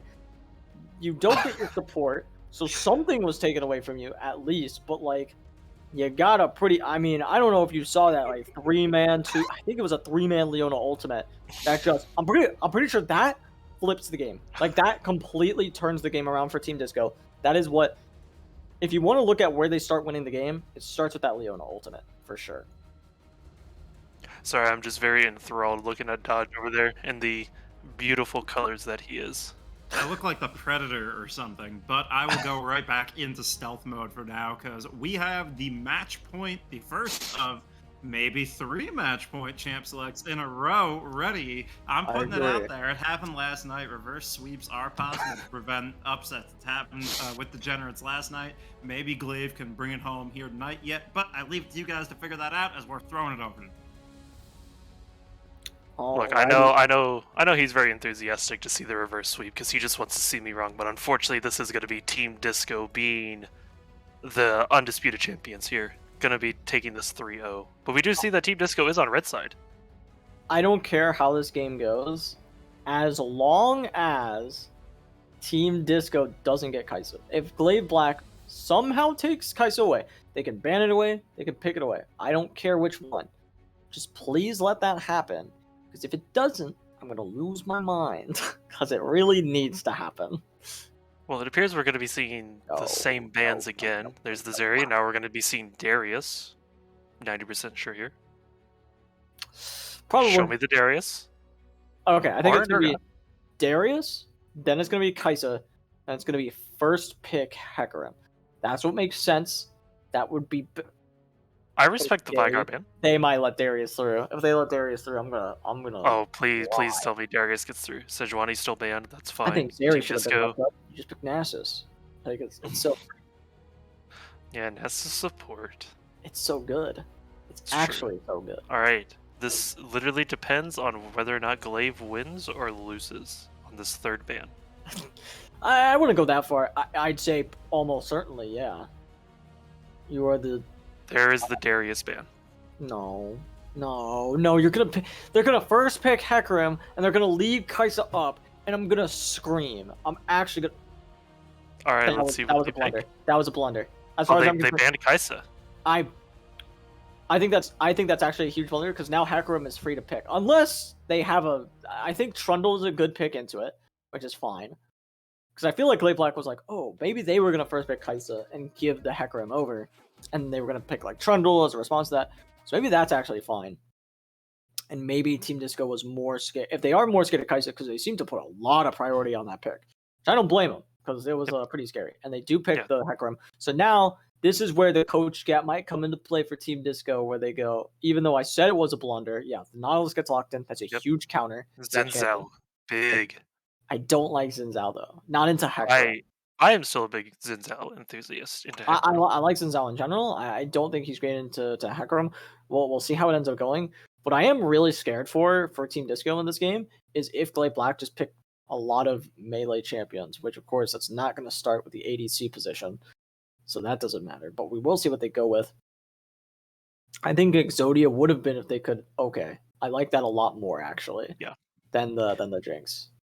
I'm always going to be one of those guys that's like, yeah, I support the Jinx pick. It's always fun because you get her passive going. She just farms even more damage. Ooh, and a Maokai. I'll be honest, I don't remember the last time I've actually seen a Maokai. It's been a minute. Outside of ARAM, because he seems to be in like every ARAM game. It's not going to get locked in, so it doesn't matter. Okay, well, it doesn't matter for me because we're going to be seeing Rel instead. And it looks like we're going to be seeing Zaya. No, Misfortune. No, Kog'Maw. Okay, they're really pulling me around here. Karma, that Twitch. I think they're just hovering a bunch of different stuff. I actually don't know what they're planning on going here. It really could be a lot of different stuff. Well, we'll see. He's hovering. I think they're going back to Zaya. And they lock it in. Okay. Yeah, I'm gonna be seeing the Zaya Nautilus here into the Ezreal Rel. Personally, I think Ezreal Rel is gonna be better here because Ezreal can help extend the Rel. God, I haven't played Rel in forever. I'm trying to remember the name of her ability. The link up ability. The which one? The one where she targets another player, links up with them, and then she can stun people within it. I can't remember the name of it. I believe that's the E that does that. Attract Repel. I think that's sure. We'll Magnets. Magnets. Magnet ability. I mean, Attract Repel seems right. It's alright. We got Becky Rita in chat, the League of Legends expert themselves. We are going to be seeing Urgot banned. Thank goodness. Like, I mean, yeah, definitely. Thank don't goodness. let It's that gonna be door go. interesting to see what Team Disco is gonna take out for the top lane here, because with Urgot and Darius banned, what do you do here? You pick something for. It's gonna be hard because they're gonna blind pick. Boy, the Mordekaiser, and they're going to go ahead and so they have a counter pick for this, or they don't have one, but they can counter pick the Mordekaiser. Just all about what they want to go ahead and do there, and they do have the opportunity to go ahead and, or rather, they're forced to blind their mid laner. I don't know who they're going to be comfortable blind picking. I wouldn't do Cassiopeia because that's a really scary champion to blind pick. Yeah. I think it's actually decent into their comp. Oh no! Oh, the kill arrived and it killed me. It killed me too. Oh, Okay, I and you put mean, it in a Mord. Why would you do that? That guy stomps you. Corky's not good anymore. Okay, that's better. I like that. This is we are spicy. going to be seeing the Not good. Akshan. But it's spicy. Okay. So, okay, here's the thing. I understand that all this time I've been saying every time we see a Kale, Kale wins because top side's none of my business. You know the memes that I've already created. Kale 2-0 on stream. Kale undefeated. We are going to be seeing. I just the Katarina's apparently obliterated my camera at the same time. We are going to be seeing the Katarina into Akshan. Anyway, No, so that's a but lot. before, nope. That's not the champ. That is not it. I don't know when this is actually locked in because I can't tell. I hope that's Corky being locked in. And I thought I was going to see a Katarina locked That's in. way worse. It's not worse than Katarina. I actually think Katarina would have been pretty ego here. It would have been a little troll. Only because Katarina, I think, only has like one really good matchup in the meta right now, and that's Vigar. I think it absolutely slaughters Vigar. It is because of the way she gets out of the cage. I think Fizz also can do that, but Fizz isn't the strongest champion in the world right now. Like, it's okay, but it's not nearly as strong of an assassin as the Katarina. So I like Corky. I do think he gets way more abused though against Akshan. Akshan is going to have a field day in this lane, or at least he should have a field day in this lane. So it's I like so far. I like Glaive Black's draft. The only thing I don't like is their Kale, because there's a Xin Zhao and a Mordekaiser on the enemy team that's gonna walk on up to top lane and go, "Hey, buddy, you like living and scaling?" And he's gonna be like, "Yeah, I'm just trying to farm to 16." And they're gonna be like, "That's awesome. Stay level 2 forever," and kill him over and over. And if they don't do that, if Team Disco does not do that, they deserve to be reverse swept, 100%. Now, crazy idea. What if you think Kale is going to go mid lane and they throw Akshan top lane? No, stop. That's actually better. I think I want to say that's better for them. Yeah, I know that'd be better for Glaive Black, but just trying to as we see Dodge in chat saying it's a Shogun Kale ranked angle. It is going to be the Kale in the top Angel. lane. But yeah, as I was saying earlier before we saw the Corky get locked in.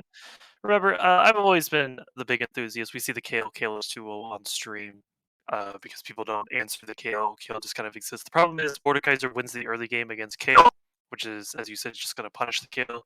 And then the next problem we have is Mordekaiser hits 6. He's just going to ult the Kale and then go, "All right, you are now in the small pit. You do not outrange me."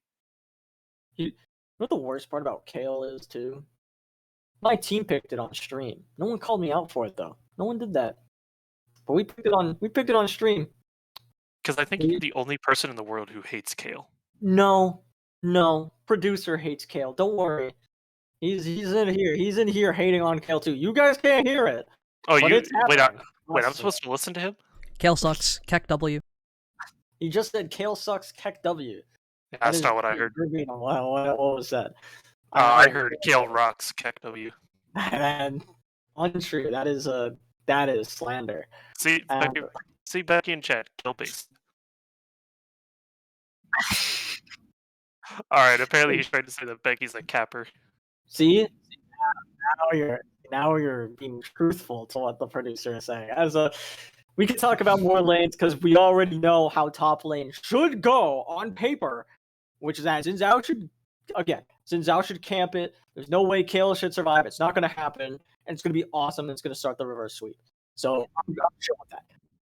But now what we will see more so, I do imagine that Dario Lipa, Hindsight OP are going to make this a really annoying lane for the Ezreal and the Rel to play.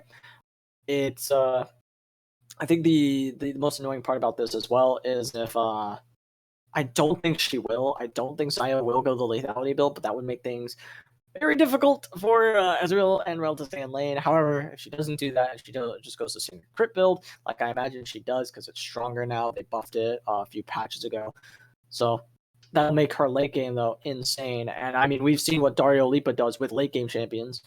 It's terrifying. It's like this guy's living in 2019 playing Xayah and Kai'Sa, and I'm kind of here for it though, because if he's good at it, then hell yeah. Yeah, I mean, I remember whenever I used to be a Rakan main and I had to, always duo with the Xayah partner that I had.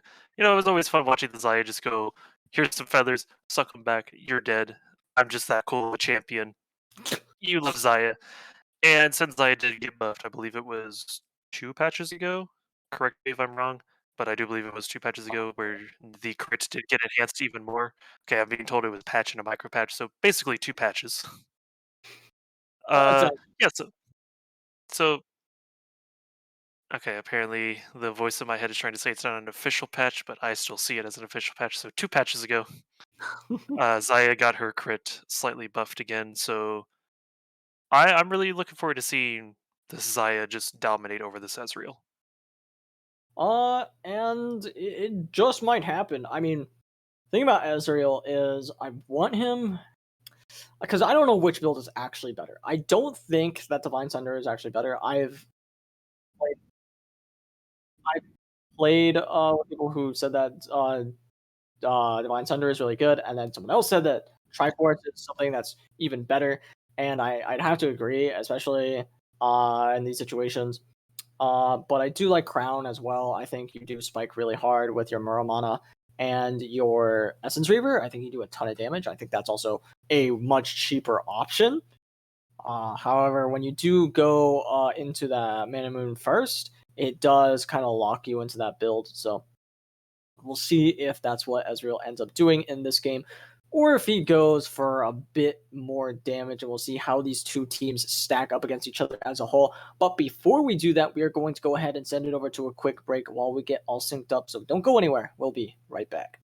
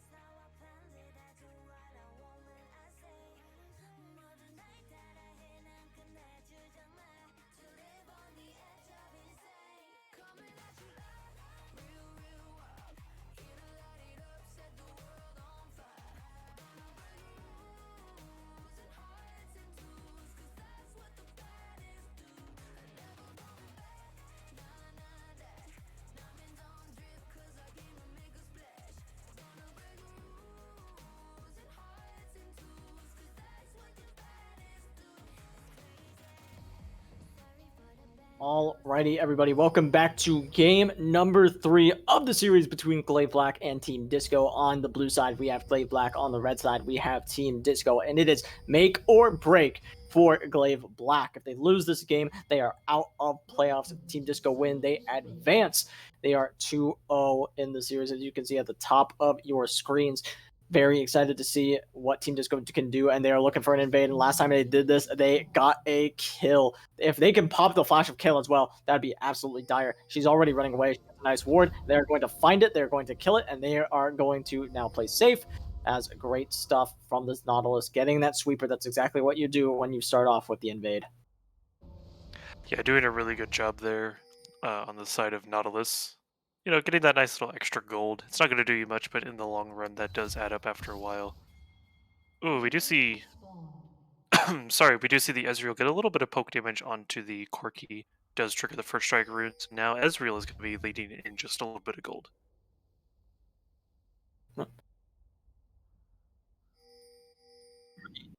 Solid stuff. They don't manage to get a return ward from Team Disco onto GLV Black's bot lane. So, or rather, or the other way around. So, not a lot of information is going to be had for the side of the. I believe it would be GLV is not going to, or sorry, Team Disco is not going to get the information that they want. So we'll see. As the Xayah did take lethality, as we were talking about this, does have that Airy, so it's going to be doing some pretty solid damage. As Corki is trying to 1v1 the Akshan very early, does dodge away from that Q, which is pretty solid for him. As he's still trying to get that harass in, he does not win that, but the level 2 gank, yes, it's happening! Die, Kale! As Kale will be knocked up, and will not actually go down. I do believe she did have to flash, though. So Xin Zhao is doing exactly what he needs to in this game, and is playing it correctly as he level 2 ganks, and he'll be back. Now that that flash is burned, he will 100% be back soon. That's going to be a max range hook onto this Ezreal. As now oh my goodness, the Rel wants to go in. They're getting a lot of damage down. They have to force the flash out of that Nautilus. As now Dario Lipa trying to find play as well, will not quite get it though. As Xin Zhao is taking his top lane camps. As now Akshan is getting the damage off, is getting very low. Will be taken low as he is not doing too hot down here, not quite having that damage that he needs. And so you will see what they can do in the future. Yeah, definitely a really good start from both sides here. I mean, Kale doesn't have the flash, so now Mordekaiser should just easily win the lane here. Now it's Xin Zhao's turn for the mid lane's turn to get a Xin Zhao gank. As doesn't go down, he doesn't even have to flash. He does E away, as he will likely just continue his rampage, go over to the bot lane, try to make something happen here as well. As Rel's not going to quite go in. As Corki might try to find the play. As the flash forward, the ignite's going to pop, and that's going to be first blood for the Akshan, who just absolutely dunks on that poor Corki and uses his E to get away from the Xin Zhao as well. Yeah, really good job there from the Akshan. I know Akshan is definitely one of those characters I personally hate to play against, so I don't really want to praise him too much. A little bit of caster bias there, but really good ease with his grapple just to kind of fly around. I mean, it was just a really solid play, honestly, from this Akshan. I mean, he knew exactly the fact that, Corki not allowed to do that one, so we'll see if it'll end up being a dub for, GLV already starting out good, but the Hecarim is back and could look for the angle to go in. Dario Lipa is getting low. The Hecarim's coming in, does have the angle, but a great Q, and that's why you pick Nautilus in this situation, to completely stop that Hecarim's advances. Sorry, I'm currently laughing at Becky Rita getting mad in the chat. Using a bit of gamer language towards the Corki, and Automod decided to pick it up and then said, "Golly, I sure am glad that Corki was removed from the game." Yeah, we're not going to say what was actually said, but it was not that. Originally, it did involve some gamer language. Yeah, just a tad, as we are going to see Nautilus go for something here in just a second. As maybe not. Doesn't want to get punished. Can't blame him either. As now Xin Zhao, you're staying bot side for a heck of a long time. I think Kale looks mighty gankable. Or we can gank bot lane and get... You know what? Get Dario Lipa ahead. I dare you. Yeah. Watch get Dario Lipa ahead, and then you get a free dragon. As a hindsight OP is going to look for the hook, is going to land it right onto Rel. Rel's in some trouble, should go down, is going to be knocked up. The flash is, and the kill goes over to Nautilus, so that's actually not that bad in that situation. I was going to say the flash was kind of wasted there, but it ends up being really good for them. As that Corki is going to be taken pretty low, not going to be doing a whole lot of damage. Now we see Demon trying to gank this lane, as now the Ezreal could be in a bad spot, is going to take it very low, does get slowed up, does have that arcane shift though, and will get out.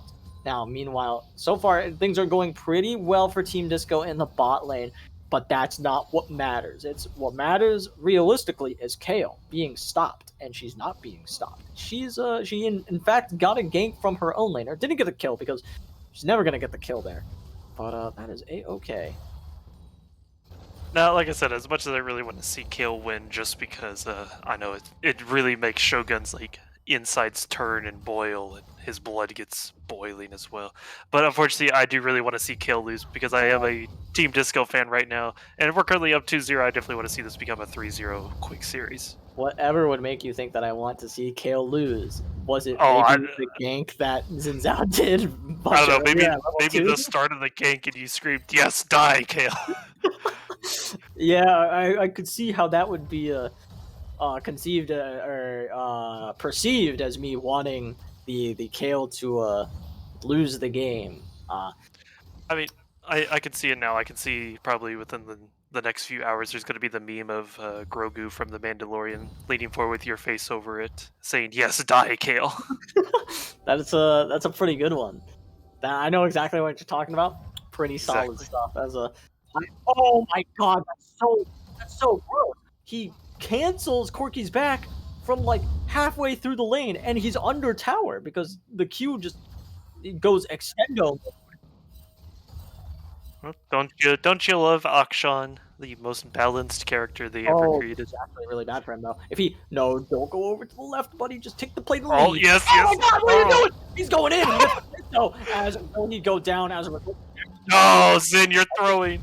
Very sad. But guess who's walking up? It's the bot lane. I think it's gonna go flash over the wall. If he could, he kills the Corki. What? He has the E2, but he's not gonna kill the Xin Zhao. But still managing to find that kill after what had just happened. You go, yeah, I'll take that. Calculated, absolutely. And he gets that crit cloak as well. So things are getting kind of scary if Akshan can take over this game.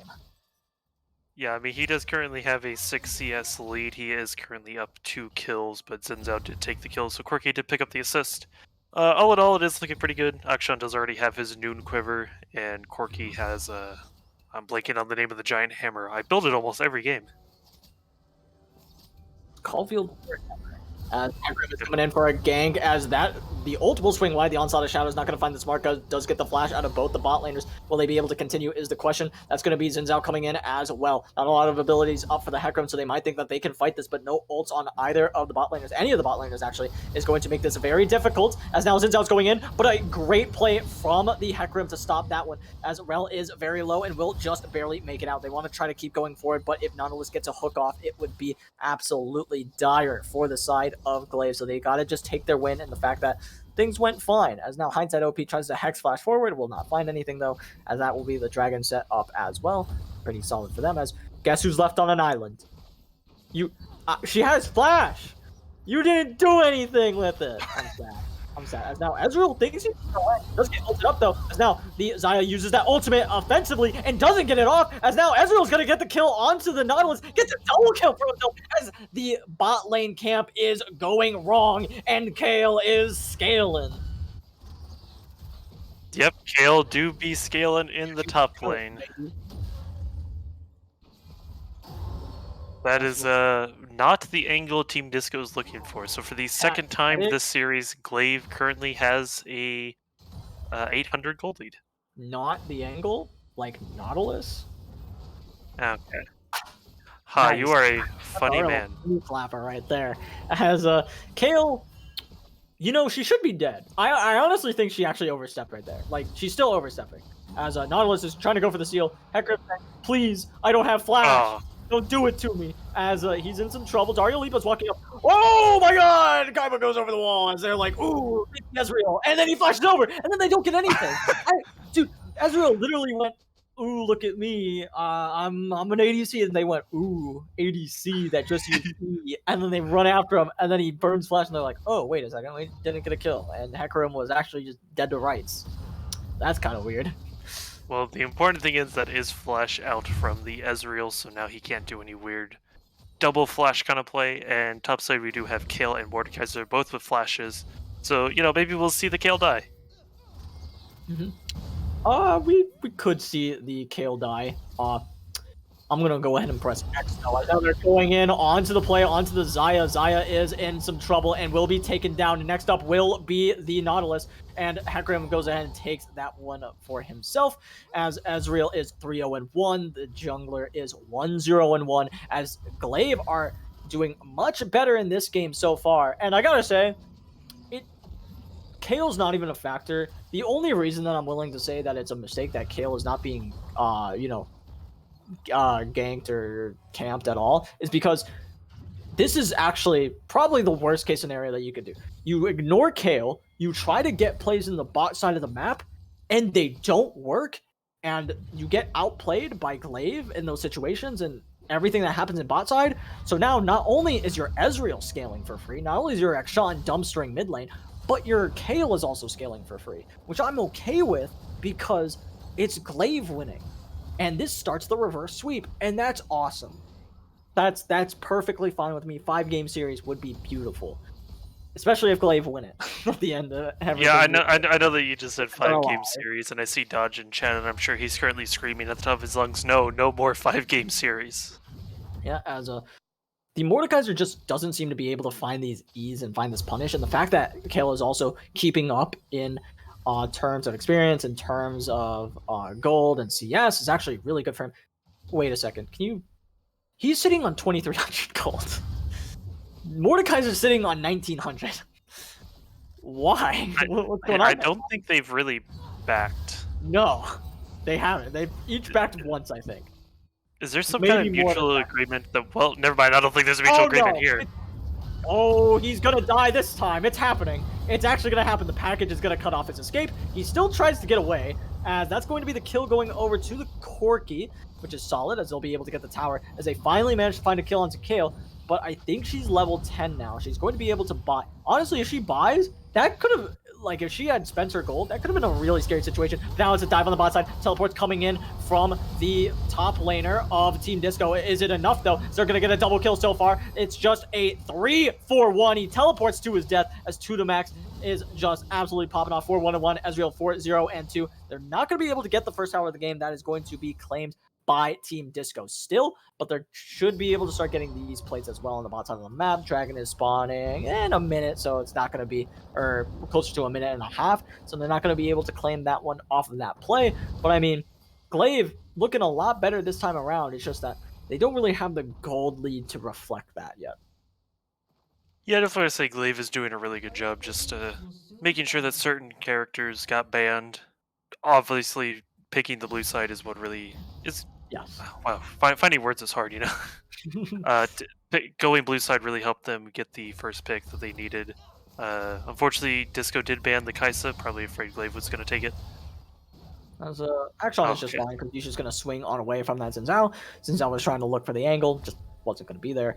Now Rel is running on down. As here comes back Sean, sneaking up onto the Xin Zhao. If he has E, this is actually a kill, but I don't think he does. It's too long of a cooldown from when he just used it, as that's going to be just fine. Rel is starting to walk up to Corki, but Corki should be safe enough, as that's going to be the E in from Akshan. He's going to go in with this damage. Will he be able to find it, though, as Corki is doing a lot back, as here comes Rel, but Corki just keeps going forward, dodging away from everything that Rel is trying to do, but Hecarim is coming through the river. Will he be able to get there in time? Rel says, I don't think you're going to do it for me, so I'm out of here. As here comes Nautilus walking up through the mid lane, as now Kaiba's going to go in, finds the solo kill in bot lane, as all of a sudden it is now GLV's ADC diff that is taking effect. Yeah, I definitely want to say this is a big turnaround for GLV at the moment. I mean, Disco did get the nice shutdown onto Akshan, so Corki is going to be sitting on a nice pile of gold that he's currently backing. Luckily, Akshan, I don't think he can throw his boomerang that far across the map, or at least I hope not. No, unless there were minions stacked up all the way down, then it would be doable. But that'd be a little silly. I don't think that would ever happen. As we are going to see Nautilus walking up a little bit, trying to get this vision. Could get punished for it. I doubt he does, though. I feel like he's safe enough. He does have that Q available as well, so he'll be just fine. As Zhao is also here, he could look for this dragon. I mean, Zaya's coming in as well. I don't think they're allowed to walk in here. I think they get pretty hard punished if they even try. Nautilus is starting to walk up. Might get punished, but nope, he's spacing perfectly, so he'll be just fine. They might look for Akshan, but that's going to be a pause. As Yep. wonder what the issue is. Yeah. That's what It the appears issue. the Kale has disconnected, and the Kale has immediately reconnected. I think we should be getting back in soon, though. So again, looking at Kale, you die once. Again, Kale. I said this. I think the first time Kale got through. Kale needs to die 3 times for you to have truly shut her down. You got the first tower. I actually think getting the first tower is really good for Kale if he plays it smart, because now you can freeze the wave right in front of you. And now it's really bad. I actually don't think you can. I think there's an interaction where like her AoE damage comes through. I don't think that's toggleable when she's level 11. I think it just happens every once in a while. So there's that. Yeah. There is that. So I don't think she can freeze it, but she can farm safer for a little bit and doesn't it is a little scary once the wave starts pushing back away, and then it's you need to have your jungler there or your support there to kind of hover you if you want to even try to go for the CS, because Mordekaiser should just run at you and kill you at any point in the game after that.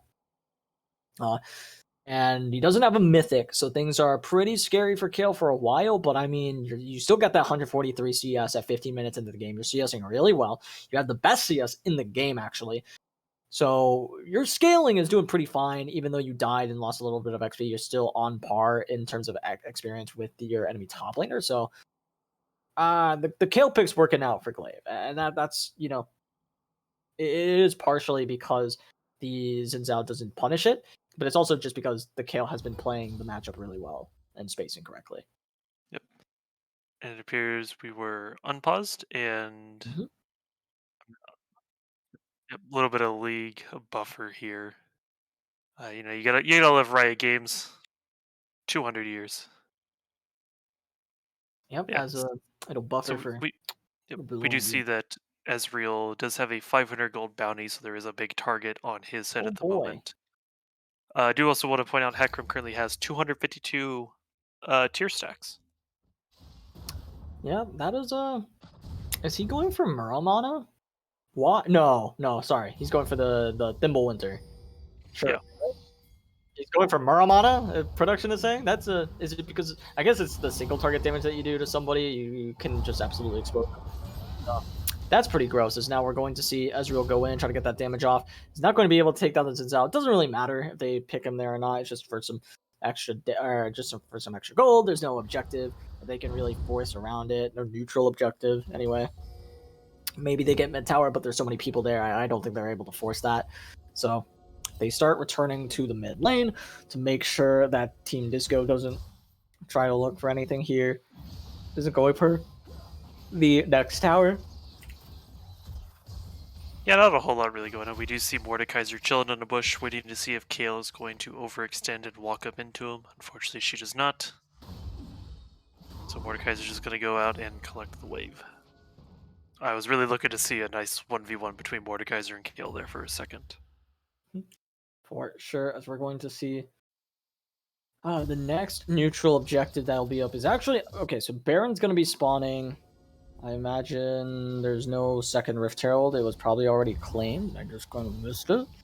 Or it's just not going to spawn, as we see the next one that's going to happen there is going to be the Baron, and the Dragon spawns pretty shortly after.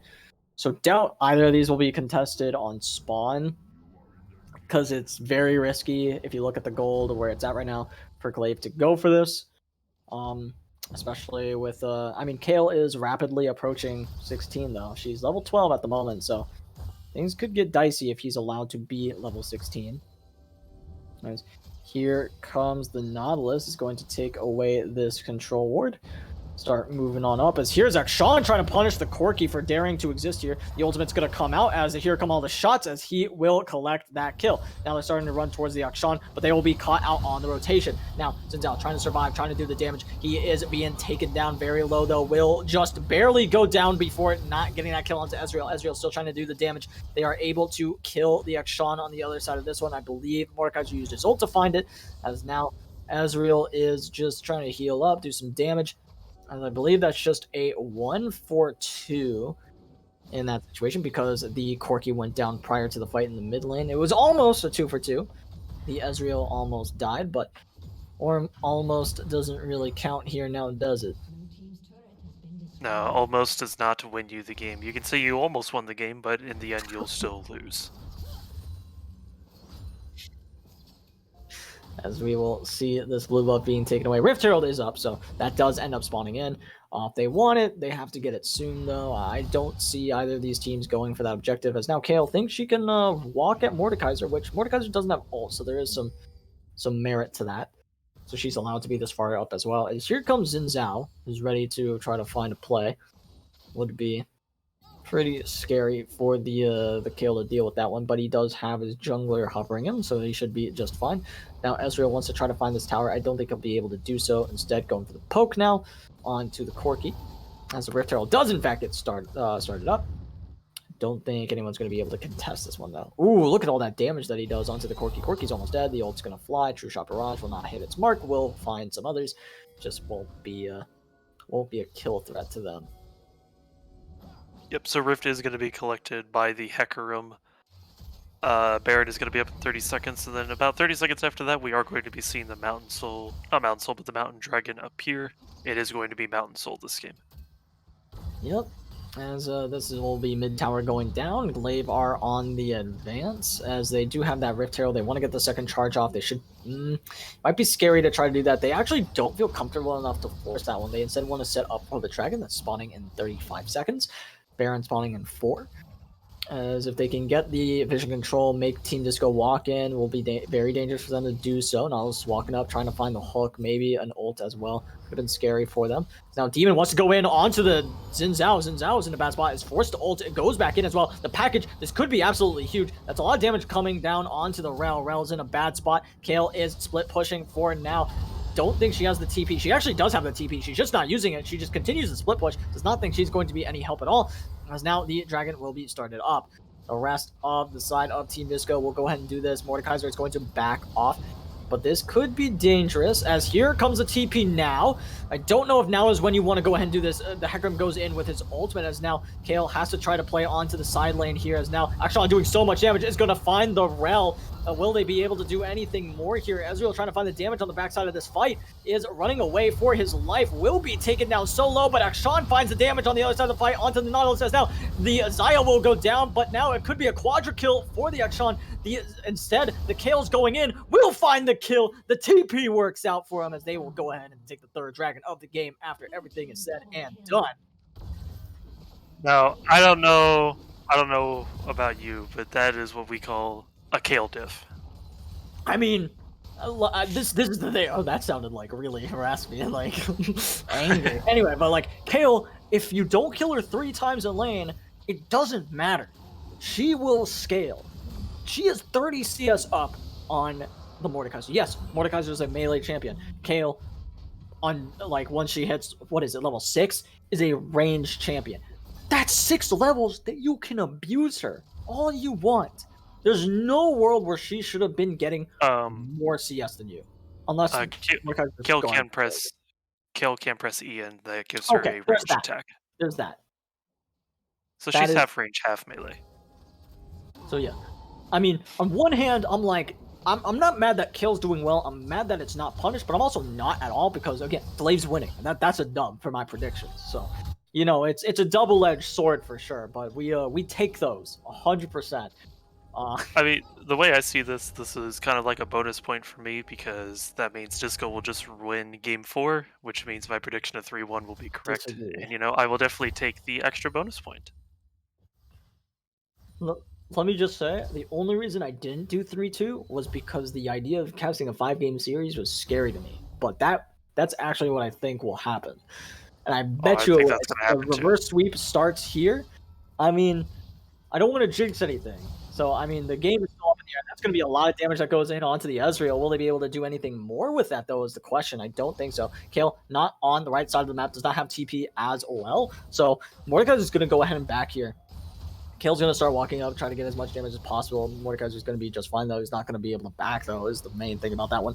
Hecarim wants to go in, will be able to do so, as now Xin Zhao in a bad spot. They're trying to find the damage, though, but they're not allowed to do so, as Hecarim just gets absolutely popped, trying to find the off angle here, as the ultimate will hit the Xin Zhao, as that's a lot of damage coming through from the Corki, from the Zayas. That's going to be the hook hitting down onto the Ezreal. Ezreal will be able to find the kill. Will it be enough? As now the Akshan goes back in. Will he be able to find the resurrection? He finds one, as now Xin Zhao running away. And here is Kale. Zaya running for her life. Will she be able to get out of this one alive? No, she will not. That's a double kill for the Kale. Ezreal is the only one that's not alive on the team, as the rest of the squad of GLV is back alive once again. Here comes Hecarim down the lane, and they will be able to take this Baron should they want it, and they do. Yeah, Disco doing a pretty decent job there to help initiate the fight. They did get the pick onto Hecarim, but unfortunately, Akshan does Akshan things, and then the kill to come in and clean it up. It's just kind of unfortunate for Team Disco. GLV playing that really, really well. And since they played it really well, now they get a free Baron.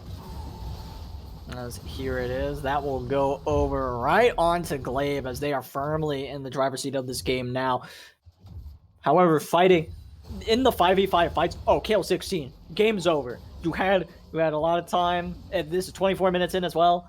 Way too early to do anything about it now. Yes, your Corki's still gonna scale. Yes, your Zaya, your Zaya went lethality. It's kind of doomed.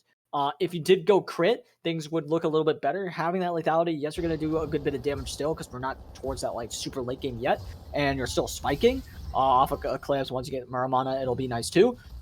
But it's still terrifying to deal with now. 10, 3, and 4 Akshan, 6, 2, and 8 Ezreal, who's doing an insane amount of damage. He went the Duskblade build as well. He's going to be absolutely one-shotting your squishies. And you have the Kale, who, as previously mentioned, 4, 1, and 3 has those 2 items completed. That's all she needs. As Nautilus is a little bit far up, could be going down, but will be just fine for now. Yeah, Nautilus hook does just help him escape those bad situations, as you saw there. So really good, making sure to realize that this is one that you need to leave, not engage. I mean, sure, Corki was over the wall, but that's not something you really just want to pray that Corki can win. Oh, now the Hecarim's going in. That's a lot of damage coming in from the Akshan as well. Akshan trying to find the ultimate, but will be blocked by the tower. Does end up killing the tower instead. So pretty nice stuff there. As Kale's like, I am not a team player. I am doing whatever I want in the side lane, and if you approach me now, I will take you down. Onslaught of Shadows is going to help that Kale get that kill, and does it very easily, just autoing that man to death. As now Mordekaiser walking in, trying to find the angle. Don't think he's going to be able to find it. Should just go down, as now they are working on this inhibitor. They'll be able to take that one down, as now Akshan swings on in. We'll get so much damage down to the Mordekaiser. Mordekaiser is going to be absolutely melted by Akshan. Now they're on to the Nexus Towers. This should be GLV. Kale is TPing in. I don't think there's a way they can hold this one off. They got to do something, surely, but they don't want to even try, as GLV Black will take home game number 3 and bring the series up to 1-2. Yeah, I mean, I know how much I really want Disco to win, because they are the team that I am predicting to win, and they are the underdogs in this match. It's always good to see the underdog story. But I will say that was really well played from GLV. They did a lot better this time around. It appears that this is backwards. It seems like GLV is saying that they lost, so, oh yeah, Disco 3-0. Oh yeah, that's what I like to see. Okay, there we go. All right, now apparently GLV is up 2 games. GLV All is- right, oh, wait, no, GLV all right. is So there we go. not. GLV is now going to be up 1-2. There we go. All right. So the Okay. clearest way I would like to say is blue side has 100% win rate in this match. Another fun little tidbit to point out that I know Shogun is going to appreciate so much. On stream, Kale has 100% win rate. Yeah, you know what else he has? He has like a 0% gank rate, brother. Like, I'm What do you mean pretty sure. 0% No, gank no, rate? you know what? They Sorry, literally ganked it's her like- level 1 and it's she like a lived. 20. It's like a 25% gank rate. That's the one gank I've seen on a Kale in my life in a series. That was wild. That's why I was so excited. It was level 2. It was beautiful. I'm like, he's gonna return. He got the flash. This is a free kill if he ever comes back top. And guess what? Never happened until like Rift Herald got dropped. And even then, it's like, what'd you do? Like, oh no, you stopped him from hitting level 11 for like 30 seconds. Whoa. And then Kill takes over the game after that point. Now, I will say that's not even the worst thing that happens, is the fact that you don't go top lane is bad. What's much worse is that things go wrong bot lane. Because if it pays off, if you do get that bot lane ahead, there's an angle where you can win this game through bot lane, because I mean Dario Lipa is just so cracked. But when that doesn't happen, when you don't get your bot lane rolling, and you end up giving Ezreal kills as well as not giving top lane that attention that it needs, all of a sudden you have two late game champions that are scaling like crazy, and then it's pretty doomed after that. Look, guys, Well, I'm sorry. I invoked the blood ritual. 5 games is coming. Yeah, Absolutely. I was gonna say, well, Shogun is going to be mauling over here. Dodge, how do you feel that we are now in the premise of a potential reverse sweep of another, for you, yet another 5-game series? Woo. You know what? If Regdor did this to me, because he had the two, he had the back-to-back 5-game series 2 days in a row, and I was like, wow, so glad that's not going to be me. And Oh, well, now you've done it. yeah, now I've done it to myself. But as I think Shogun was about to say, we'll take a break before we commiserate about our potential 5-game series. Oh god. Oh no. Uh, we'll be back.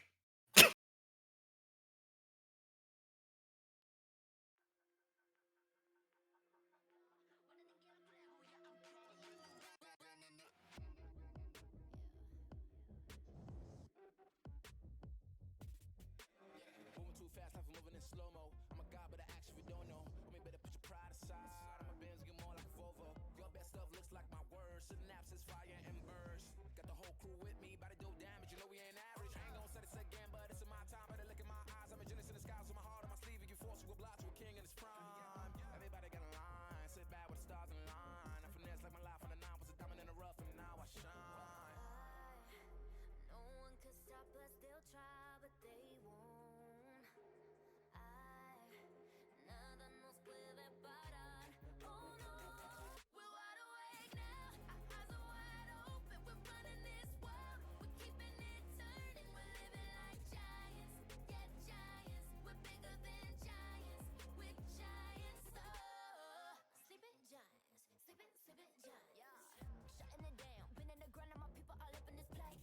Spinning this thing, go to my rank. Royalty up in my veins. I'm loco, think I'm so cold. I say stunting, ain't no going back. Now they ask where Kiki's at. I'm like, you can't hang with that. 쏟아져 빛이 멀게 된 눈이 멈추지 않아. Once we go, 내게 넣은 내를 모든 뼈 빨리 달려. 넌 못 따라와. True damage we do it. True damage 보여줄게. 뭐든 쉽게. 이기든 지든 my crew make the beat. No one could stop us. They'll try, but they won't. Nada nos puede parar. Oh no, we're wide awake now. Our eyes are wide open. We're running this world. We're keeping it turning. We're living like giants. Yeah, giants. We're bigger than giants. We're giants. You thought that we were weak, but we coming right back. This time you're gonna see how we do it like that. We're living like giants. Yeah, giants. We're bigger than giants. We're giants. Oh, sleeping giants. Sleeping giants. I keep on shattering time. I might just leave you behind. Homie, you stuck on rewind. You should quit sleeping on mine. You got your back on recline. When I damage your delicate spine, please don't act out, shy and surprise. They be like, what you mean? What is your winning scheme? I got a giant team. Biggest my self-esteem. Run it back, running man. They think they go hard, I'm like, come again. You run out of time and I'm busting in. While you stumbling, I got this blade in my hand for your punishment. We're wide awake now. Our eyes are wide open. We're running this world. We're keeping it turning. We're living like giants. Yeah, giants. We're bigger than giants. We're giants. You thought that we were weak,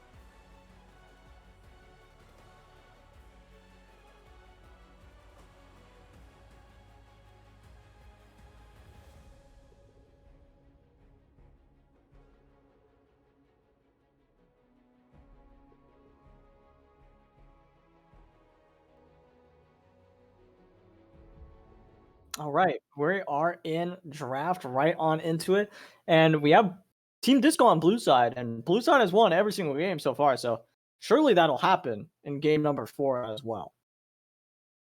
I mean, I have to say I'm really loving this blue side. Because blue side 100% win rate. Okay, good bands so Yeah, far. I we've like the been seeing good Vigar. ban. That's a free ban. That was okay, but they have to ban Darius. Ooh. Kaisa Ooh. first pick, Kaisa first pick, Kaisa It- first pick, Kaisa It will first be pick. it will be Kai'Sa first pick, 100%. Now, how willing are you to give Darius? I don't think you should be, because I think that guy, especially if you no, oh god, Yes, Darius first pick. they Let me see have it, let me see it, let me see it. surely Glaive takes it. Now Darius, they could Darius, get Darius, baited into Darius. this. Now, My what I camera want died.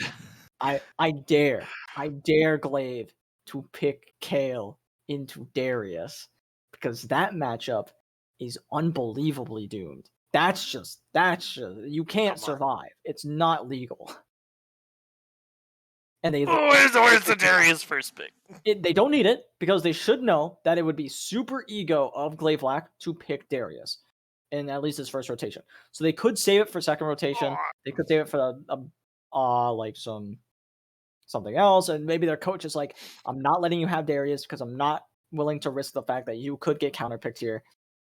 Well, speaking of And the coach, he is currently in the chat saying Kong W, Kong W. very true, as we will see the Ezreal get locked in, the Akshan get locked in. So hopefully Team Disco have some form of, answer to the Akshan going into this game because the Akshan was a big part of Glaive's success.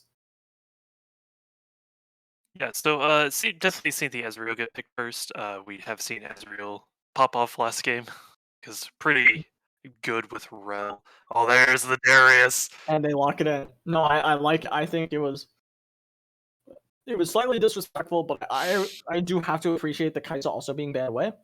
I think that was a necessity for the side of Glaive.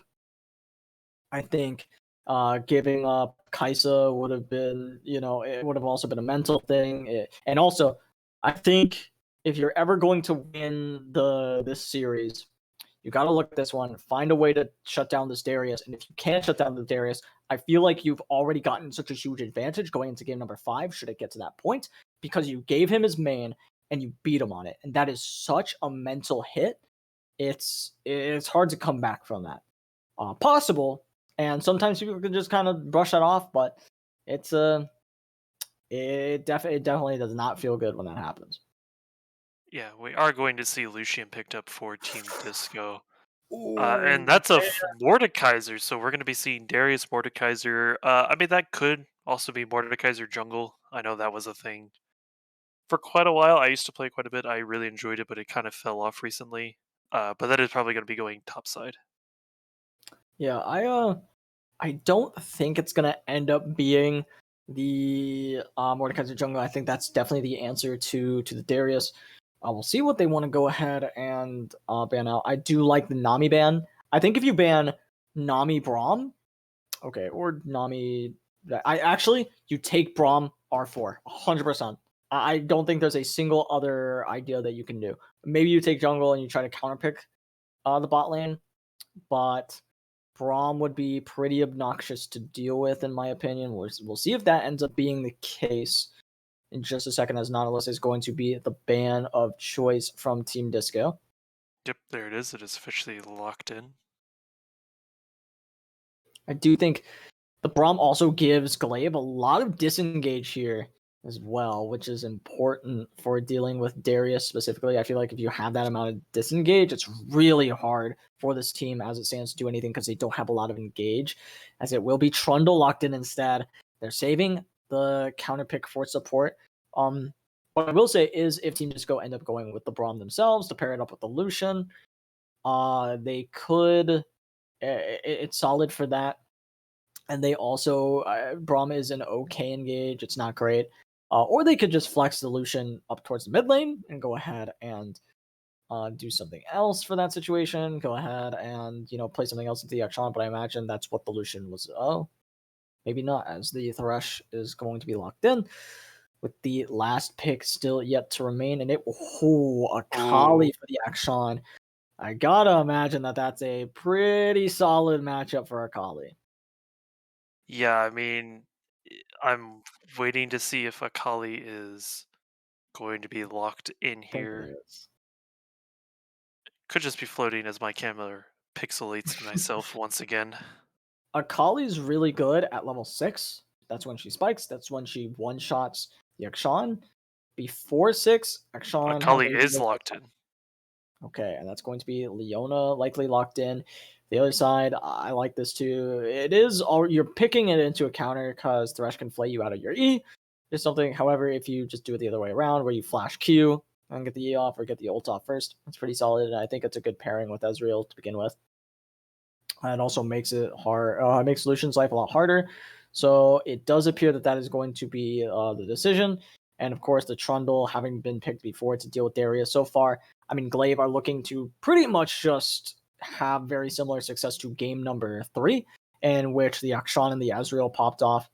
And I'm excited to see if they can make that happen because it would be pretty scary for Team Disco to deal with. And I believe Glaive, if they win this one, they have side selection. They could go ahead and get blue side back in game number 5, and then oh man, I'm already looking at the narrative, and that's first of all, Glaive have to win this one, and Team Disco, I am disrespecting this man a little bit. We have to talk about the Darius right up here. I mean, that is when you give someone their one trick and it's a 1v5 champion like Darius, things could get real messy real quick. Oh yeah, because I definitely fully understand the one trick paradise that you, because definitely me, I'll. Okay, let's be honest. I feel like I'm a one trick Shyvana. I can play other characters, but I definitely prefer the Shyvana whenever I can.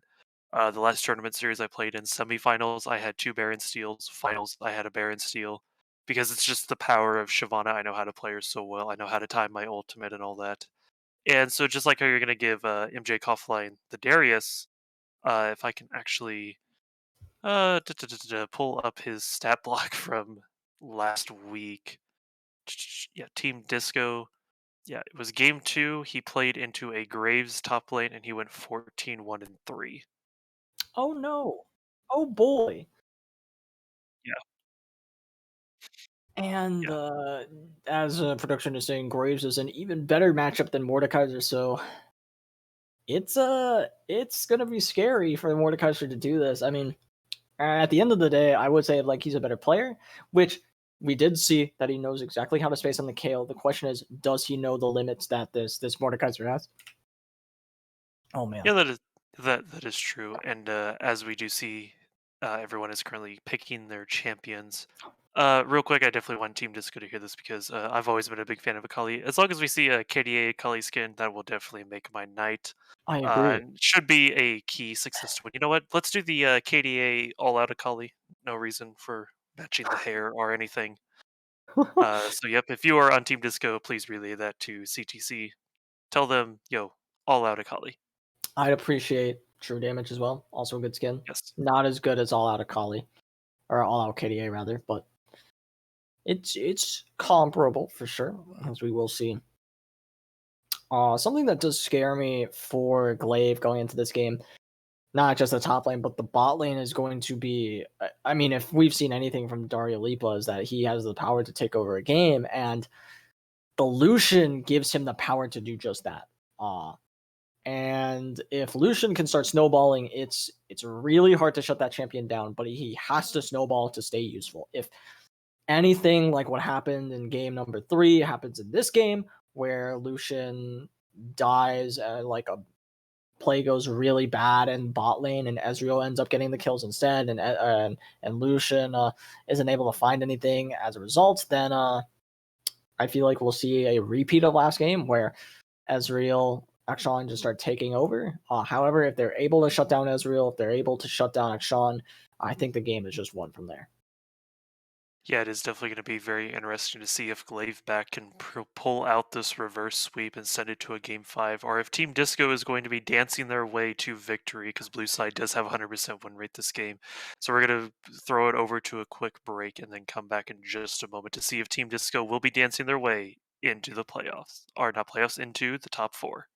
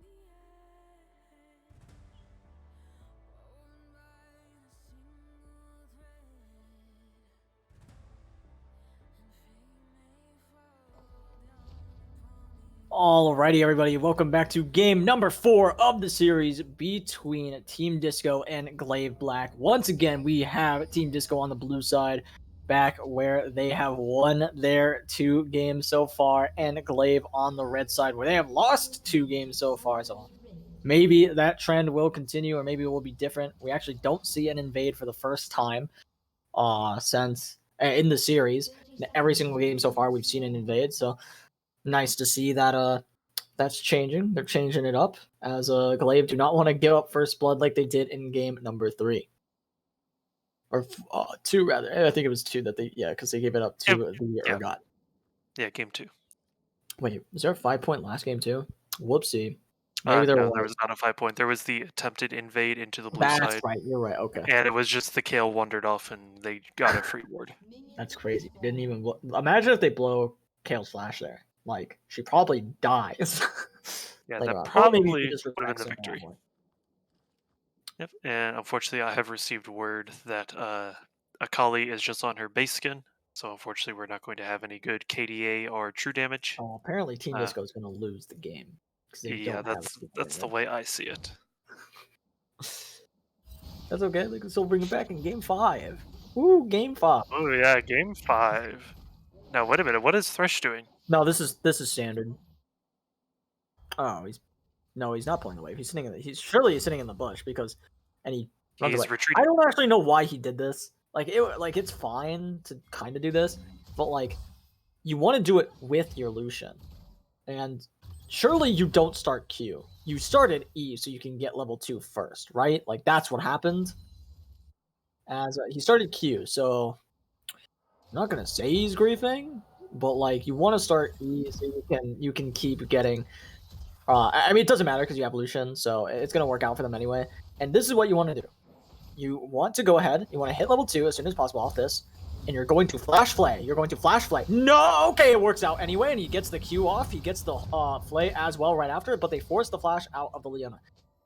Here's why you flash flay if you are in position to do it. I don't think he was in position. I don't think he had the range to get the flash flay off, but the idea is you flash flay, you get the ignite off as well, and then what you can do is you can 50-50 the hook. You keep hitting them, and then once they get the flash off, you go for the hook, and then you have a 50-50 chance of hitting it. And if you hit it, they die. There's no way they survive after that, as he's going to hit anyway. Going to get a hook, as that will be the arcane shift out because he was smart, took the E second. So that's going to be the exhaust right onto the Lucian, as it's very scary for Ezreal, but he still has that flash available, and they have Trundle coming in as well, and that could be very bad. There's no flash onto the Thresh as he's just trying to buy time. Xenoblade is going to connect. That's going to be first blood going over to Demon. Yeah, I mean, that's alright. It's Fiverr, bro. It's happening today. Here we go, baby. Here we go. Yeah, I mean, okay, it's okay that Thresh died there because it did allow Lucia to fall back a little bit, as they're currently the gank mid lane. As they are trying to look for the kill as well. They're doing a lot of damage. One more Q would do it. I don't think he's going to have it, though, as that's going to be Xin Zhao just barely not going to be able to get that kill with his Akali. Thresh is running towards the mid lane. Maybe he wants to try to make a play, but if he is seen, Lucian is going to be in some trouble, so he just starts hitting down towards the bot side instead. Yeah, I definitely want to point out that we have seen there's a good pull off the Mordekaiser. But we've seen a lot of Xin Zhao so far this tournament series, and I've lost track of how many W's these Xin Zhaos have missed. Yeah, it's a little upsetting as now the Mordekaiser and Trundle think they can win this 2v2, but it's turning into a 2v3, as that's going to be a nice pull from the Darius. Will they be able to find the play? Mordekaiser is playing this exceptionally well for now. Will they be able to find it? But Darius is looking for the kill. They're trying to find that one as well. They're doing so much damage, but the Mordekaiser almost finds a solo kill. Guess who's here, though? It's a Sean! He's going to find one, will not find the other one, though. I don't think anyone went down. Darius stays alive. Unlucky 3-4-0 play, as now Team Disco are in a pretty solid spot. Darius having an advantage. Akali having an advantage. Participating in 100% of the kills, by the way, from the mid lane. As bot lane's going to be a little rough for a while. Yeah, bot lane's just kind of in this nice little poking position. Ezreal does currently have the 9 CS lead. He does have a biscuit. Looking for the play. They're going to find it, do a lot of damage, but the sun is going to come out as well. Not going to be anything more than that, though, as now Akali is taking over for the top lane, as Darius is going to try to answer the Ashan. I want to say that's actually fine. That's a nice... Honestly, you can say that's a nice hook. I think that was just a slightly poorly timed E from the Ezreal or like a perfectly timed one. I mean, either way, there's no way he's going to die there just because he has that arcane shift. I don't know. But it does, in fact, look cool as we will see what this Ezreal can manage to accomplish as his jungler is starting the dragon. He is free to do so as they're just trying to make smart plays as they do not want Team Disco to spiral this gold lead out of control. I do know that if something weird happened like that in Overwatch, we would call that the server lag, especially if you're already behind a wall and then you still die. That's kind of like what happened there. He got hooked even though he had already blinked, and you just kind of blame that on server lag. You can't really do much about it, and then you just kind of move on. You can't really coach for it either. The fun fact about that too is if that's a blitzcrank hook, that's actually really well timed because he buffers it. So you can buffer Thresh hook, it just doesn't do the same thing. I mean, in this case, if you're going under tower, it does do the same thing. As Akali wants to go in, does get hit with a tower shot though, as Mordekaiser is in the ultimate with Darius. Darius trying to find the angle, does have his own ultimate to try to make this play happen. So now Mordekaiser is trying to find the kill, is using that shield to get rid of most of that bleed, and will be just fine for now. Now he's going to back off. Does not have teleport, though, but Xin Zhao is top lane. You're camping Mordekaiser, but you couldn't camp Kale? As now he's coming in for the kill. He's going to go for the damage. Look at all of it come down, as now Darius will find that kill. But the Xin Zhao goes down, and they botch the dive, as the wave is going to die, and that's going to be a lot of XP that Mordekaiser ends up missing. Yeah, and speaking of XP, I definitely want to take a quick look at bot lane. You do see that GLV's bot lane is currently 5-5, and then you look at Disco, and your bot lane is 5-3. Oh my god. Thresh is blacking. Okay, so the thing is, this is an example of the support being on really bad timers. So something about timers is a concept where you leave lane when you're on your timer so that your ADC won't die and you won't miss too much XP. Once you hit 6, it doesn't matter as much. You can give your ADC solo XP, and on Thresh it doesn't matter as much because your ult it's not hugely impactful like say a Nautilus R, an Alistar R, and Leona R, stuff like that. But it does hurt you because your Lucian is still level 5. You could have been level 5 as well. Both of you could have been level 5. Just like, Ezreal Leona are. So, I don't think anyone should die here. No, they won't. So, you end up being down on XP for essentially no reason. You didn't get an advantage by being down XP. I don't think you were able to find a kill with what you did. So, it's kind of weird that he's here. Maybe it's because of that death earlier, but I don't think so. As now that's going to be a nice E for Akshan to get away, and he'll be just fine. Trundle also walking up. As that'll be nothing. The Trundle actually walks away from Xin, realizing that Xin is 6, Oh, Trundle no. 5, and instead he just wants to go for Akali.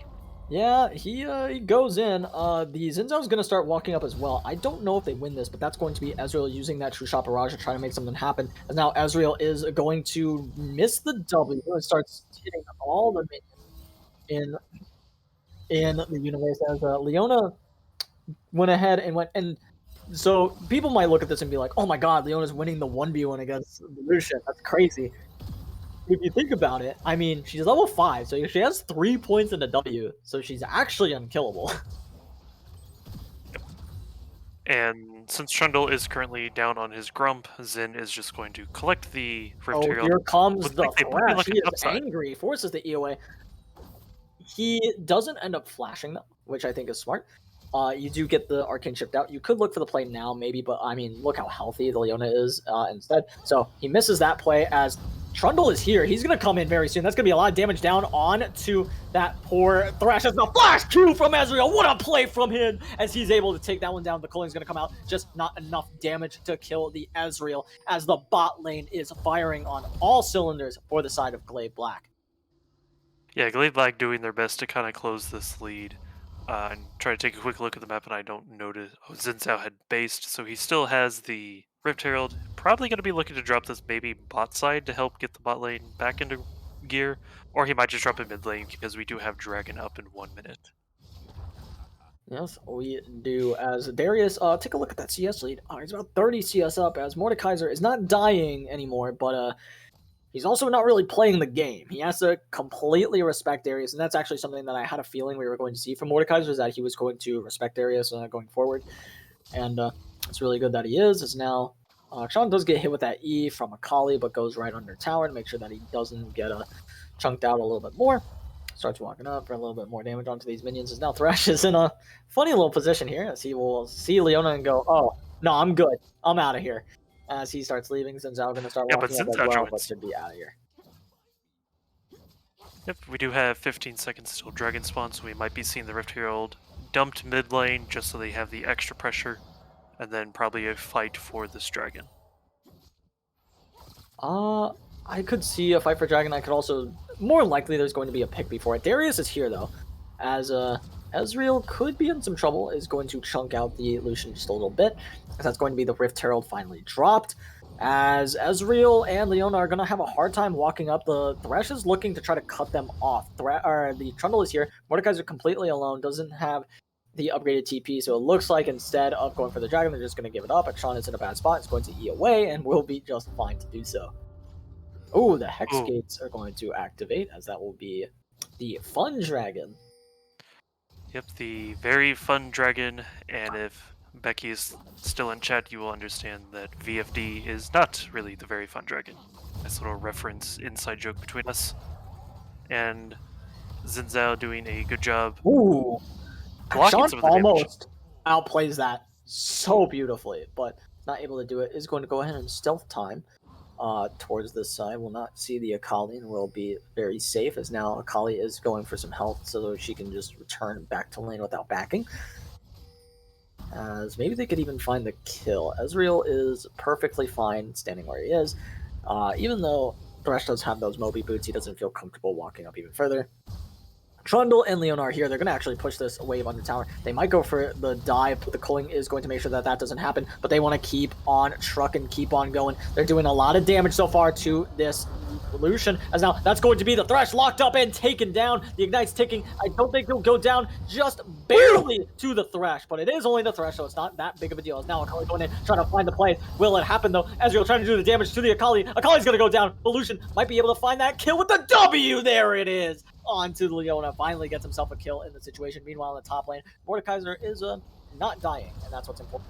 Trundle looking for the kill onto Dario Lipa, as he could be into trouble. The Qs are connecting, but the heal's going to come through as well, as now Demon has to back away or else he's going to die. So Dario Lipa, what seemed to be a little greedy there, is just knowing that he is no danger of dying in that situation.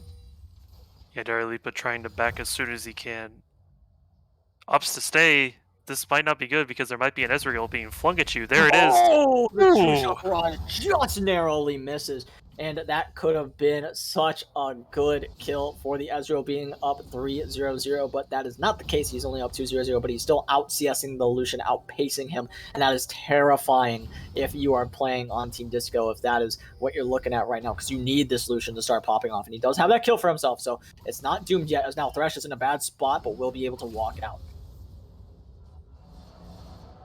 Yep, and as we are continuing this game 4, we do have a score update. Dorado Gaming Zeta just beat UST Absolute Zero 3-0. So Dorado will be moving on into the top 4, and UST will be going home. I mean, that just makes... Oh, that's a nice flash from the Akshan. I actually don't... maybe it's not. He could have just walked left and he would have been fine, because the Thresh ended up hooking a little bit to the right, so...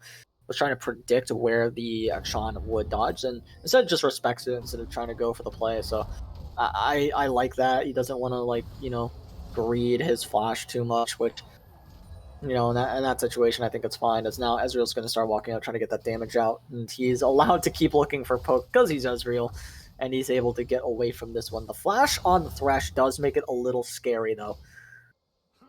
As we'll see what is done. I mean, Darius is just going to keep shoving wave after wave towards the Mordekaiser, keep trying to make him farm under tower. As now, oh, Thresh is in a bad spot, will be taken very low, does not get the flash over the wall, and instead will be just taken down by Max, who has proven time and time again that he is a force to be reckoned with on this Akshan.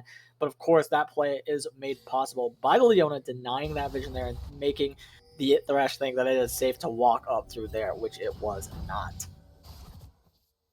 But yeah, just doing a really good job just making sure to zone out your opponents. Always a really good thing. Even if you don't get a kill, it's still good to just zone your opponent and let them know, hey, this is my territory. Stay away. So, Oh, and the Leona crowd's wants to finally go on it. in onto Dario Lipa, but they're going to see the ward, and they're not going to be able to take it down. But they are going to take the red buff, as the True Shot Barrage is going to go down bot lane way. They're looking for the tower as well. They're not allowed to walk up to this one. They know they're not allowed to walk up to this one. That will be first tower going over to the side of GLV Black.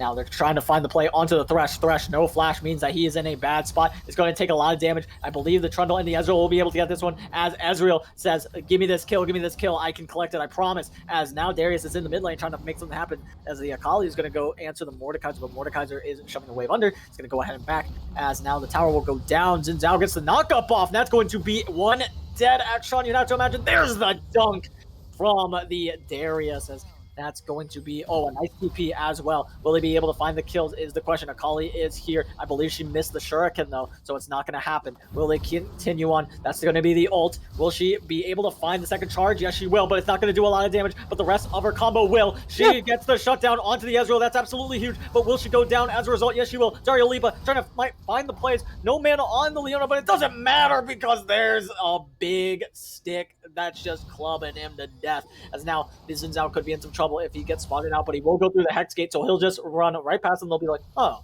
hey, buddy, as he gets out of there. Akshan back on the map. They're going to try to stop this one. The Xin Zhao and the Thresh running them down. Will they be able to find it? I don't think so, but look at this vision control that GLV have over the bot side of the map. Yeah, that's a lot of vision in Disco's jungle, and as you can see, Xin Zhao just doing his best, trying to clear a little bit of what he can, realizing that there is a lot of vision in here.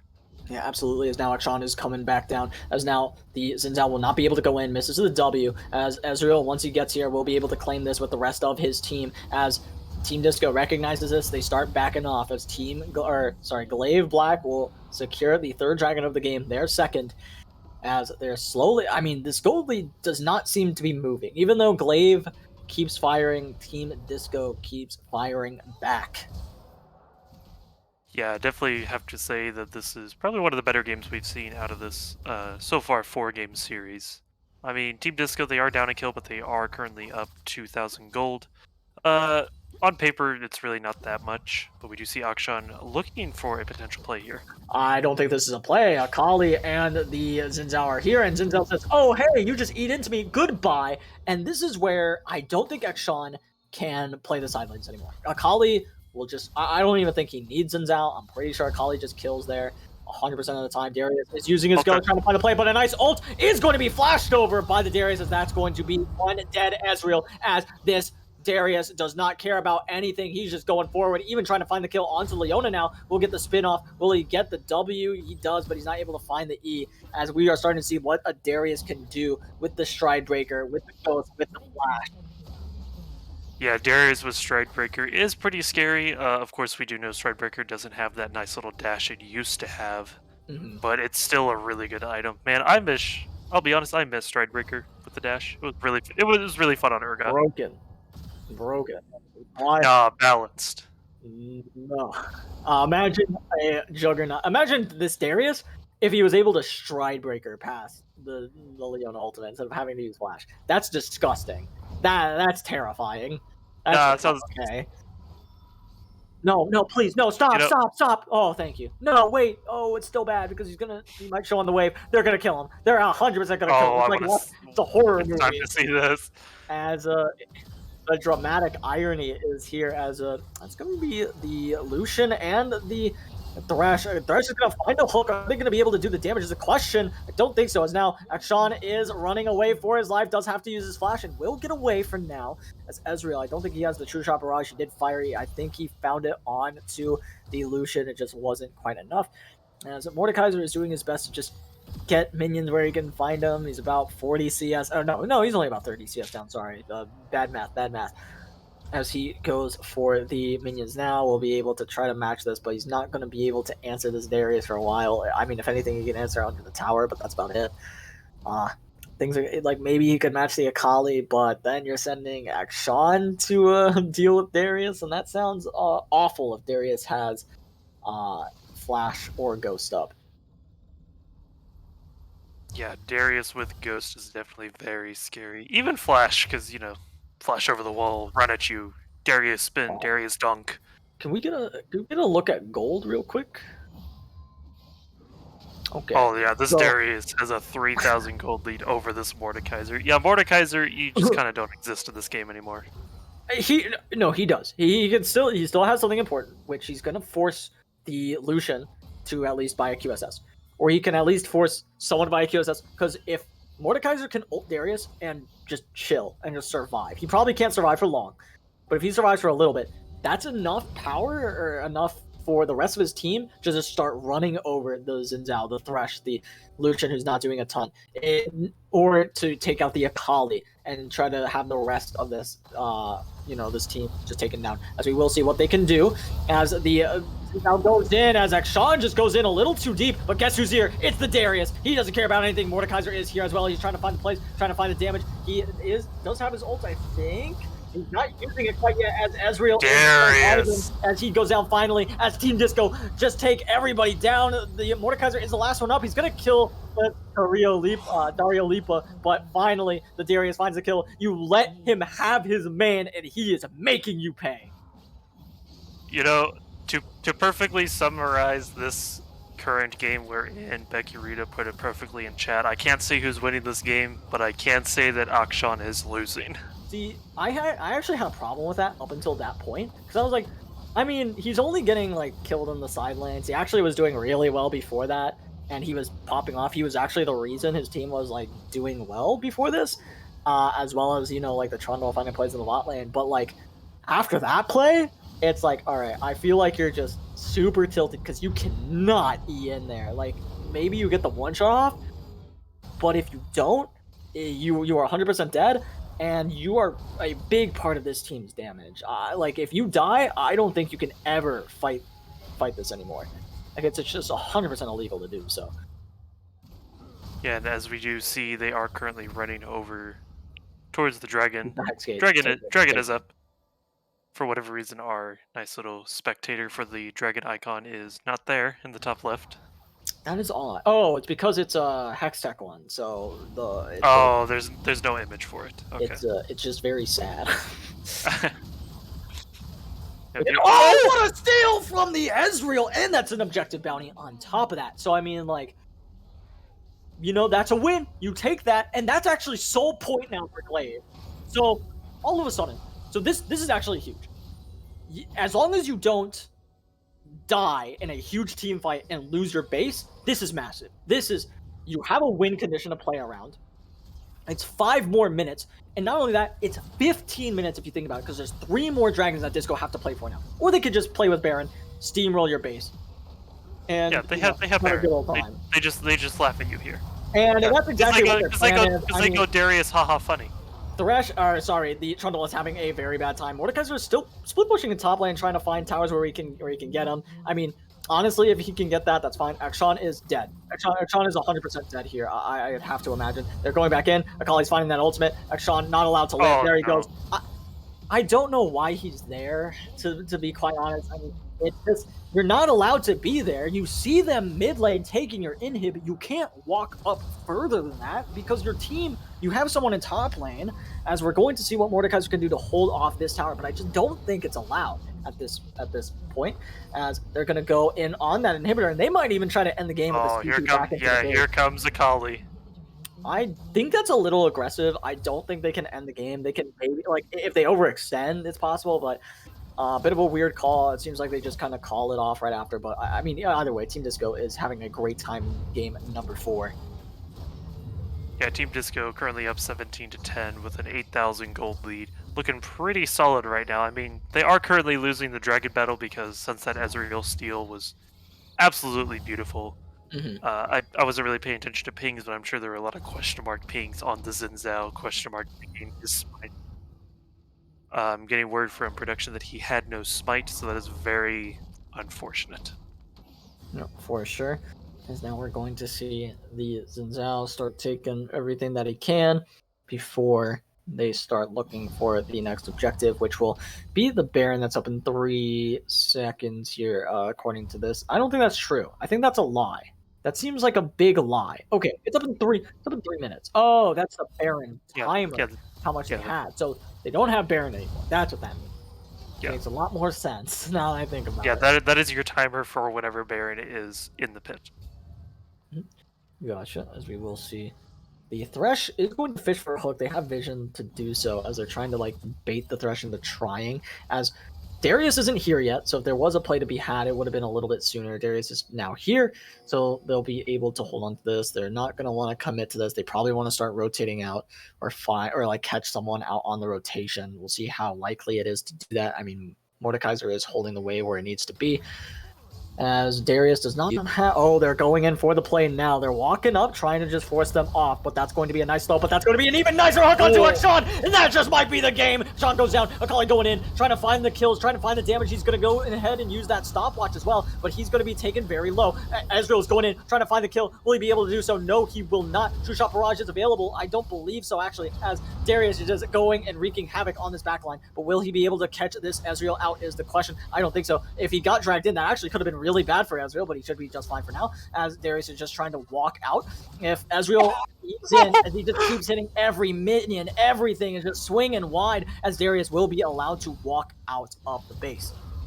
Yeah, Darius with Deadman's Plate is just zooming around the map right now. Ezreal unable to land a single skill shot against him. Very unfortunate, as we do watch the second tier tower of top lane go down. Ooh, that was a very close True Shot Barrage to finding the kill. Unfortunately, it will miss, as it's going to take one hell of a fight for GLV to win. They're not out, but it is. You got to feel like they are. I mean, Akshan gets caught out. I genuinely thought that was going to be the game. Everybody could tell by my call. I thought that they would just get ran over right after that, but Akali goes a little bit too far, gets way too low, still survives, but made it a little scary there. There are some shutdowns to collect. If this Darius goes down and he goes down to Akshan, he goes down to Ezreal, could be dire for them. As the dragon will be spawning in 25 seconds. You don't need to contest this. You could just look for that True Shot Barrage again. He has it up. He could go ahead and do so. I don't think that's going to be his plan, or I don't think they want to contest it because it's really scary to go for. As if you die there, I'm pretty sure the game is over. Considering, look at all those super minions walking into your base. Yep, very scary at this time. We do see dragon is spawning in right now, actually. So we might potentially see Ezreal attempt to fling his ult. Here comes the ult. Might be a little early. It was so close. It was so close. I was holding my breath. But that is a good smite. I believe he smites it at 700. It was actually just... It was either just barely too late, and it could have been really bad, or it was perfect timing because it might have gone from like 1,000 right down to 700. So, I mean, if that's the case, then it's fine. But, like... if he was like a frame later, that Ezreal steals it away, as now they are onto the Baron. As this could be the game-winning fight now. There is a TP available for the Mordekaiser. He can join this if he needs to. Darius is split off from the rest of his team, just trying to zone the rest of GLV away. Mordekaiser has not used his TP yet. If they want to fight this, the TP has to come out now. There it is. Now, Akali trying to find the zone, is doing what he can. Ezreal going for the poke. Will they be able to go in? I don't think Team Disco will be able to do so. They actually get poked out. They get drove back by the side of GLV. As now they try to take this scuttle. And that's going to be a W that is hit by the Xin Zhao as he takes the lantern out to safety. As that will be fine for them. Now, we'll see what Team Disco can do. They're going to start running forward, but they're not going to be able to go. That's fine. If they knew that, they would obviously go for Baron, but they don't know that. They know it now, though, as they start making a beeline for it. At least Darius is. Akali has teleport as well. The resets are coming through, and that's dangerous, as Akali is going to back. She's not going to TP, though. I think she's heading towards the bot lane. They're getting that vision control down. This is getting very tense between Disco and GLV. Yeah, I am sitting on the edge of my seat right now. We know that Ezreal has his ult, and as dramatic as it is to watch Ezreal steal this Baron, I kinda hope he doesn't. As now going to see Akali trying to make a play onto the Ezreal. Ezreal's very low. Will he be able to find it? That's going to be... Did Mordekaiser steal Baron? Oh, okay, that didn't happen. As now the Akali is in a bad spot. Will she be able to live the flash hook? As Akali has gone down. But is it enough damage? Is it enough? Do they have the ability to kill this Darius, to kill this Xin Zhao? I don't think so. As now the Akshan is running away. True Shot Barrage is going to fire. They actually res the Ezreal back. As now Darius going forward is finding the dunks, but does not find the kill. That could be dire for them. As now Ezreal's here. Gets the kill onto the Mordekaiser.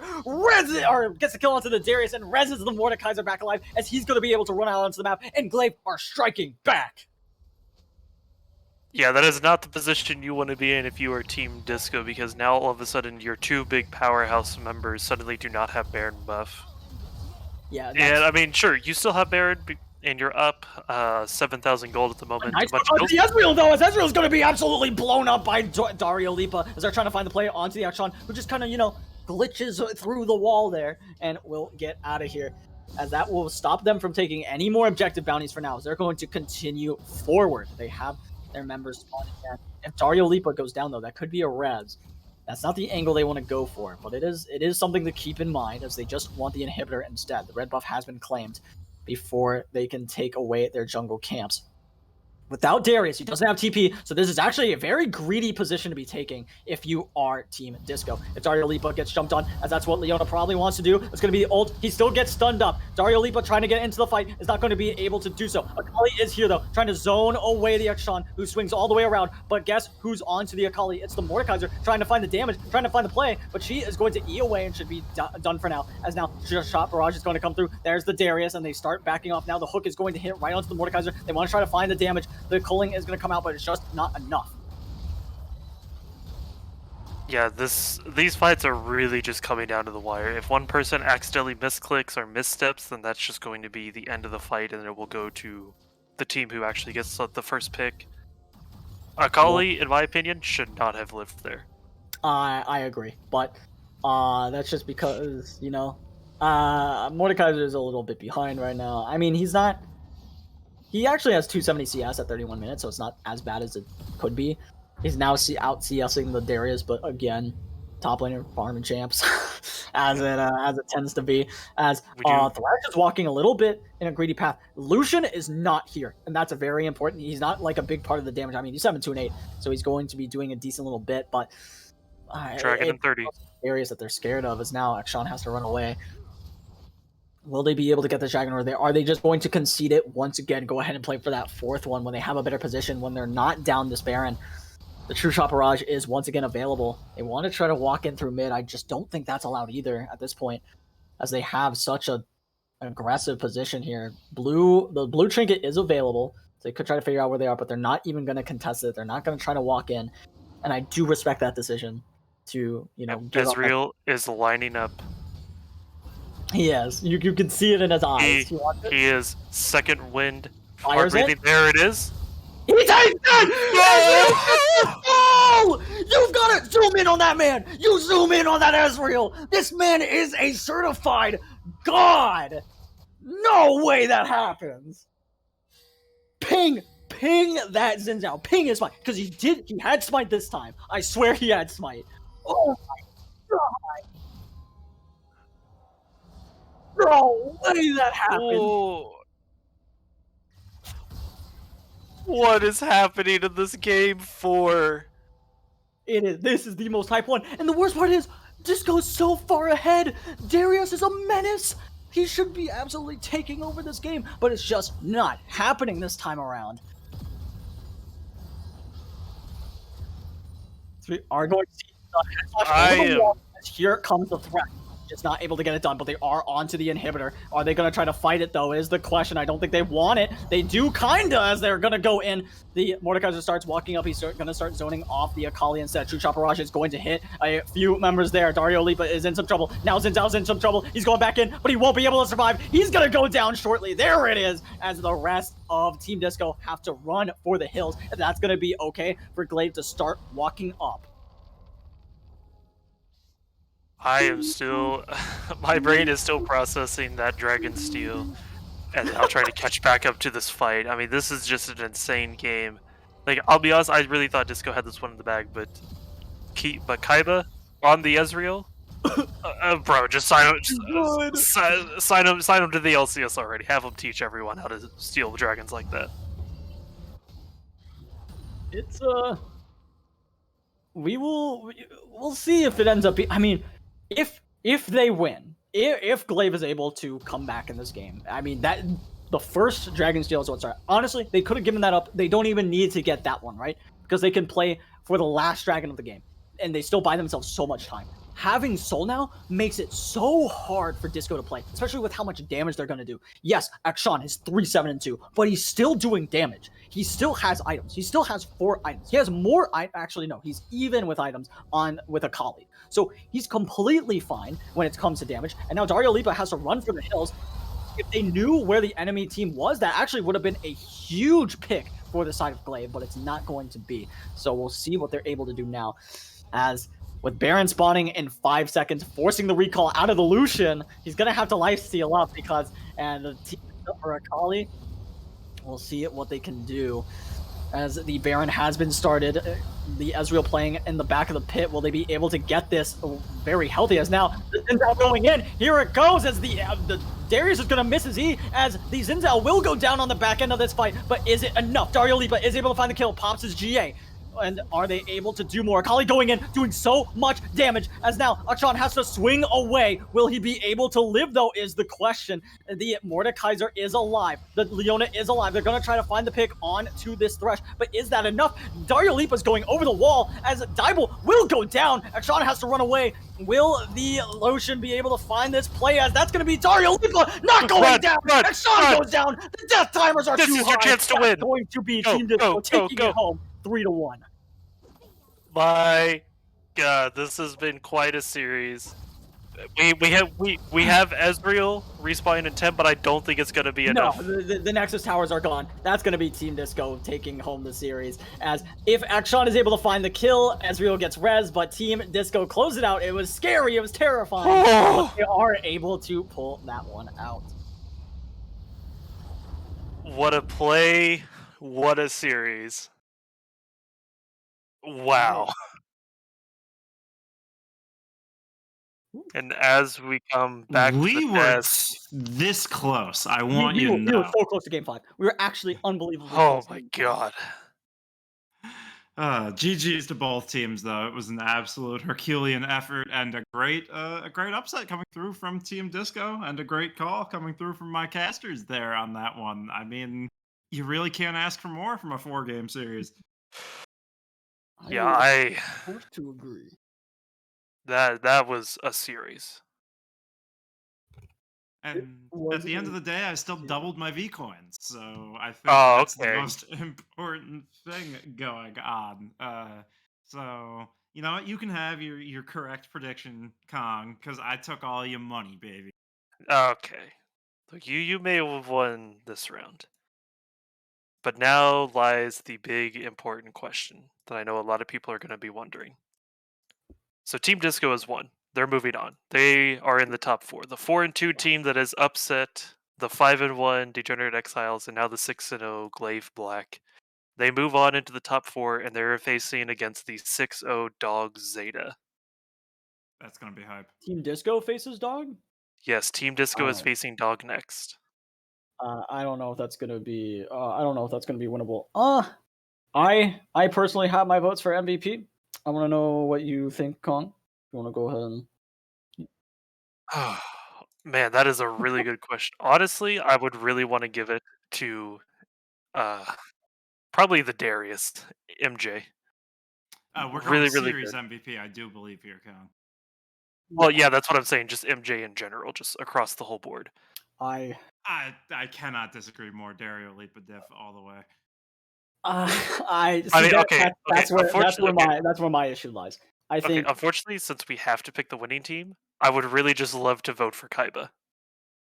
Dude, if it goes to Game 5 off of that and Glaive win, it's 100% him. Like, there's no way you can even like say that that's not true, because he, I think, plays the most consistently throughout all 4 games that we have. For the side of Glaive anyway, but we're not talking about Glaive. We're talking about the team that won. We're talking about Team Disco. And I do, even though I think their support made a really good case for getting a lot of plays off, and that deserves a shout out. It really does just come down between Dario Lipa and MJ, who were just so good. It felt like they could do no wrong in games 1, 2, and 4. I mean, Lucian, even though he has the really bad early game, he still pops off. He's still able to do whatever he wants. And I think I have to give it to him just because Darius got his main. he should pop off in his main, and he does, and he absolutely make Mordekaiser look like a fool the entire game.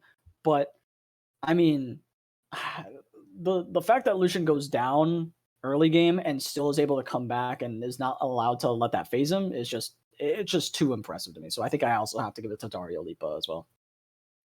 Yeah, it was just such a series of great performances, like you say, playing that early game snowballing champion and losing the early game, yet still, in most ways, being the leader of the pack for the team. Definitely very impressive coming through from Dario Lipa there all throughout the series. We have the MVP voting out and up in the chat, so make sure to make your voice heard on the MVP discussion there. I know. I don't. Has anybody been saying Dario? I know I've been saying Dario. Is it? Is it? I've definitely been saying Dario. Maybe I've Oh, been I saying see. I Dario. see. I can't remember. I thought I was saying Dario Lipa. Dario Lipa. We're saying However Darius. it is I feel like I've been pronounced, saying it back and forth We're this whole saying time. Darius. however it is That's pronounced, I am spam voting for the ADC, and yeah, it is. It's not even close. It's literally it's MJ and Dario going at it back and forth. The votes. I like the 3 votes for hindsight. Oh, it's MJ Incorrect. going Yo! through. Incorrect. You beat me, Kong Man, with You the bits. contributed bits. Yes, sir. That's a dirty trick as You Dario can't use showing up in the bits. chat. Hey, Ah, just so you know, I contributed bits to this man because What? remember, I just want to let you know the Darius was good, but remember the Urgot fountain pool. you know what? That's fair. That's fair. You That was know a pretty what? sick I play. mean, I guess. I mean, I That's guess. where I I'm gonna say the MVP suppose. vote goes to. Because let's be honest, how often do you see that? Not There it often. is. Not very often. I do have Look to at those admit. beautiful stats. 11, 1, and 5 coming through in that game 4, the decisive game to end the series to bring home the upset for Team Disco. It was very well done, and definitely a big pop off performance from MJ up there. Just a great series, all in all, very very entertaining, and it looked like the Victoris scriptwriters were getting a bit lazy, right, guys? Because last night we had I was telling you between the Sad. break, a very similar story going into game 4, Mhm, where mhm. the underdog wins the first 2 games, the higher seed team takes game 3 back, and then completes the reverse sweep. But Team Disco stepping up here and just making sure that was not going to be the reuse script this time around. Big grats to them as they move on. Yep, and also around the league, as we know, Dog Zeta beat Absolute Zero 3-0. So now we are going to be seeing Dog Zeta versus Team Disco in the semifinals. And on the complete other side of the bracket, Oasis Esports Cloud did beat out Stun Invictus 3-1. So we have 3 of our top 4 members. And unfortunately, I don't think that we currently do not know when IK Blue and Rising Tide are going to be playing against each other to determine who will get the last spot against Oasis. That'll be a hype matchup for sure. Yeah, definitely so. I think it's sort of full circle. If I'm remembering correctly, Disco versus Dog Zeta was our opening match of the season I back think in so. week Yes, 1 of the sir. regular season. So It was. that is a bit of serendipitous fate there.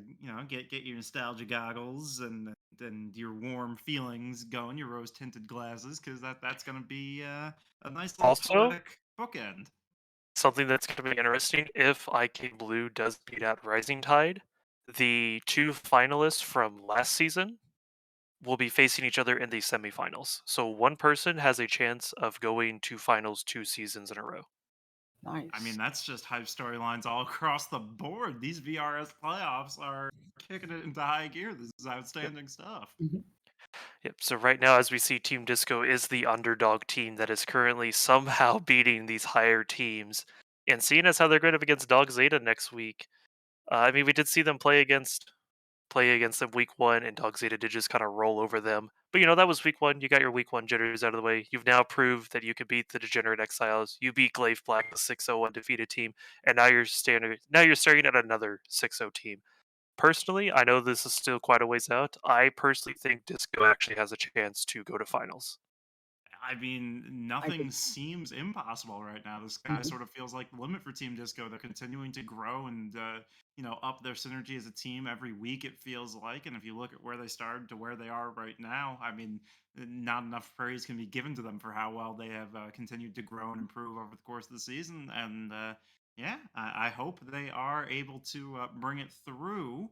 As I am just waiting for a note from production here on whether we're going to be doing a winner's interview tonight. I'm going. I do Fair want to enough. give a quick little appreciation to Kibbles and Bits in chat saying thank you, Kong. You gave us your blessing to beat Disco by giving them faith. I mean, it can't be allowed to keep Listen, happening. listen, listen. It really can't. It's How getting many predictions? ridiculous. At this It's point. bad now. I don't know. How If you're the many other predictions team, do I have in a row? it's like I think this is your third prediction in a row, which is Fourth. Yeah, this is my fourth. fourth in a It's row. Because you see yeah. that down there, If 3-1. if I he predicted that. cheers for your team now, it's pretty good. Like now it's a blessing. So I have done a full I don't know, 180. man. It's yeah. Kong It voting for your has. boy. Yo, Kong voting for your boy. Listen, man. Kong, who's voting on Tuesday? Who's playing Tuesday? I don't know who's playing Tuesday. You got to tell me this information. We don't. That's a Do great they play question. Tuesday? Yeah. Before we Okay. start But giving yeah, out, Wizards oh, it's Nocturne. Wizards Nocturnals. I'll be honest. I It's usually Nocturnals. It's Nocturnals. You Is know taking what it the home. funniest part about that is? I'm It's gonna pretty be a sure. beanie diff. No, I'm pretty sure that's a. listen. Weren't they Listen. like I'll be 15 and honest. 1 or something? They were. I'm not 100% certain on the Tuesday matchups because unfortunately I play D&D that night. But in D&D there are wizards, so I'm going to be picking Team Wizards. Oh Eh, my god, it's blast. See, Yes, the sir. issue is Team I Wizards. also pick Wizards, so it's totally doomed. We have invoked the wrath of our producer. Salt is yelling at us that we are lame. Not me. We're getting the beanie gap I chance can't. going. No. Don't tell them that that's what's But happening. yeah, You can't be MJ up hurt. there It's saying, fine. Kong voting for your boy. Hey, you played Urgot. Oh. I am a big Urgot enthusiast, and that fountain pool, beautiful.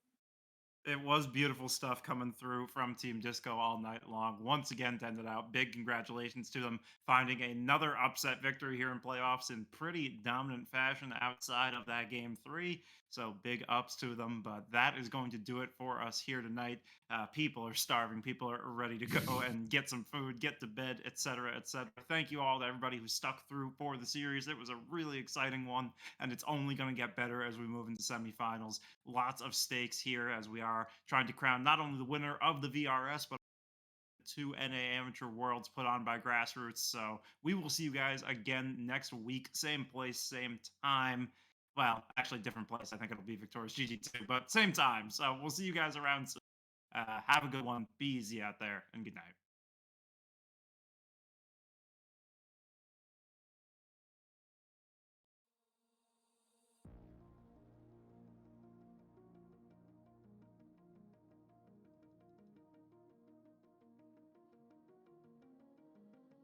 What are you willing to lose? You cover your wounds, but underneath them, a million voices in your head that whisper, stop now. Another twist of the knife, a turn of the screws, it's all in your mind, and it's fighting you yourself. The storm is coming. Wow, kid, what you gonna do now? It's your reflection looking back to pull you down. So are you gonna die today or make it out alive? You gotta conquer the monster in your head and then you'll fly, fly, Phoenix fly.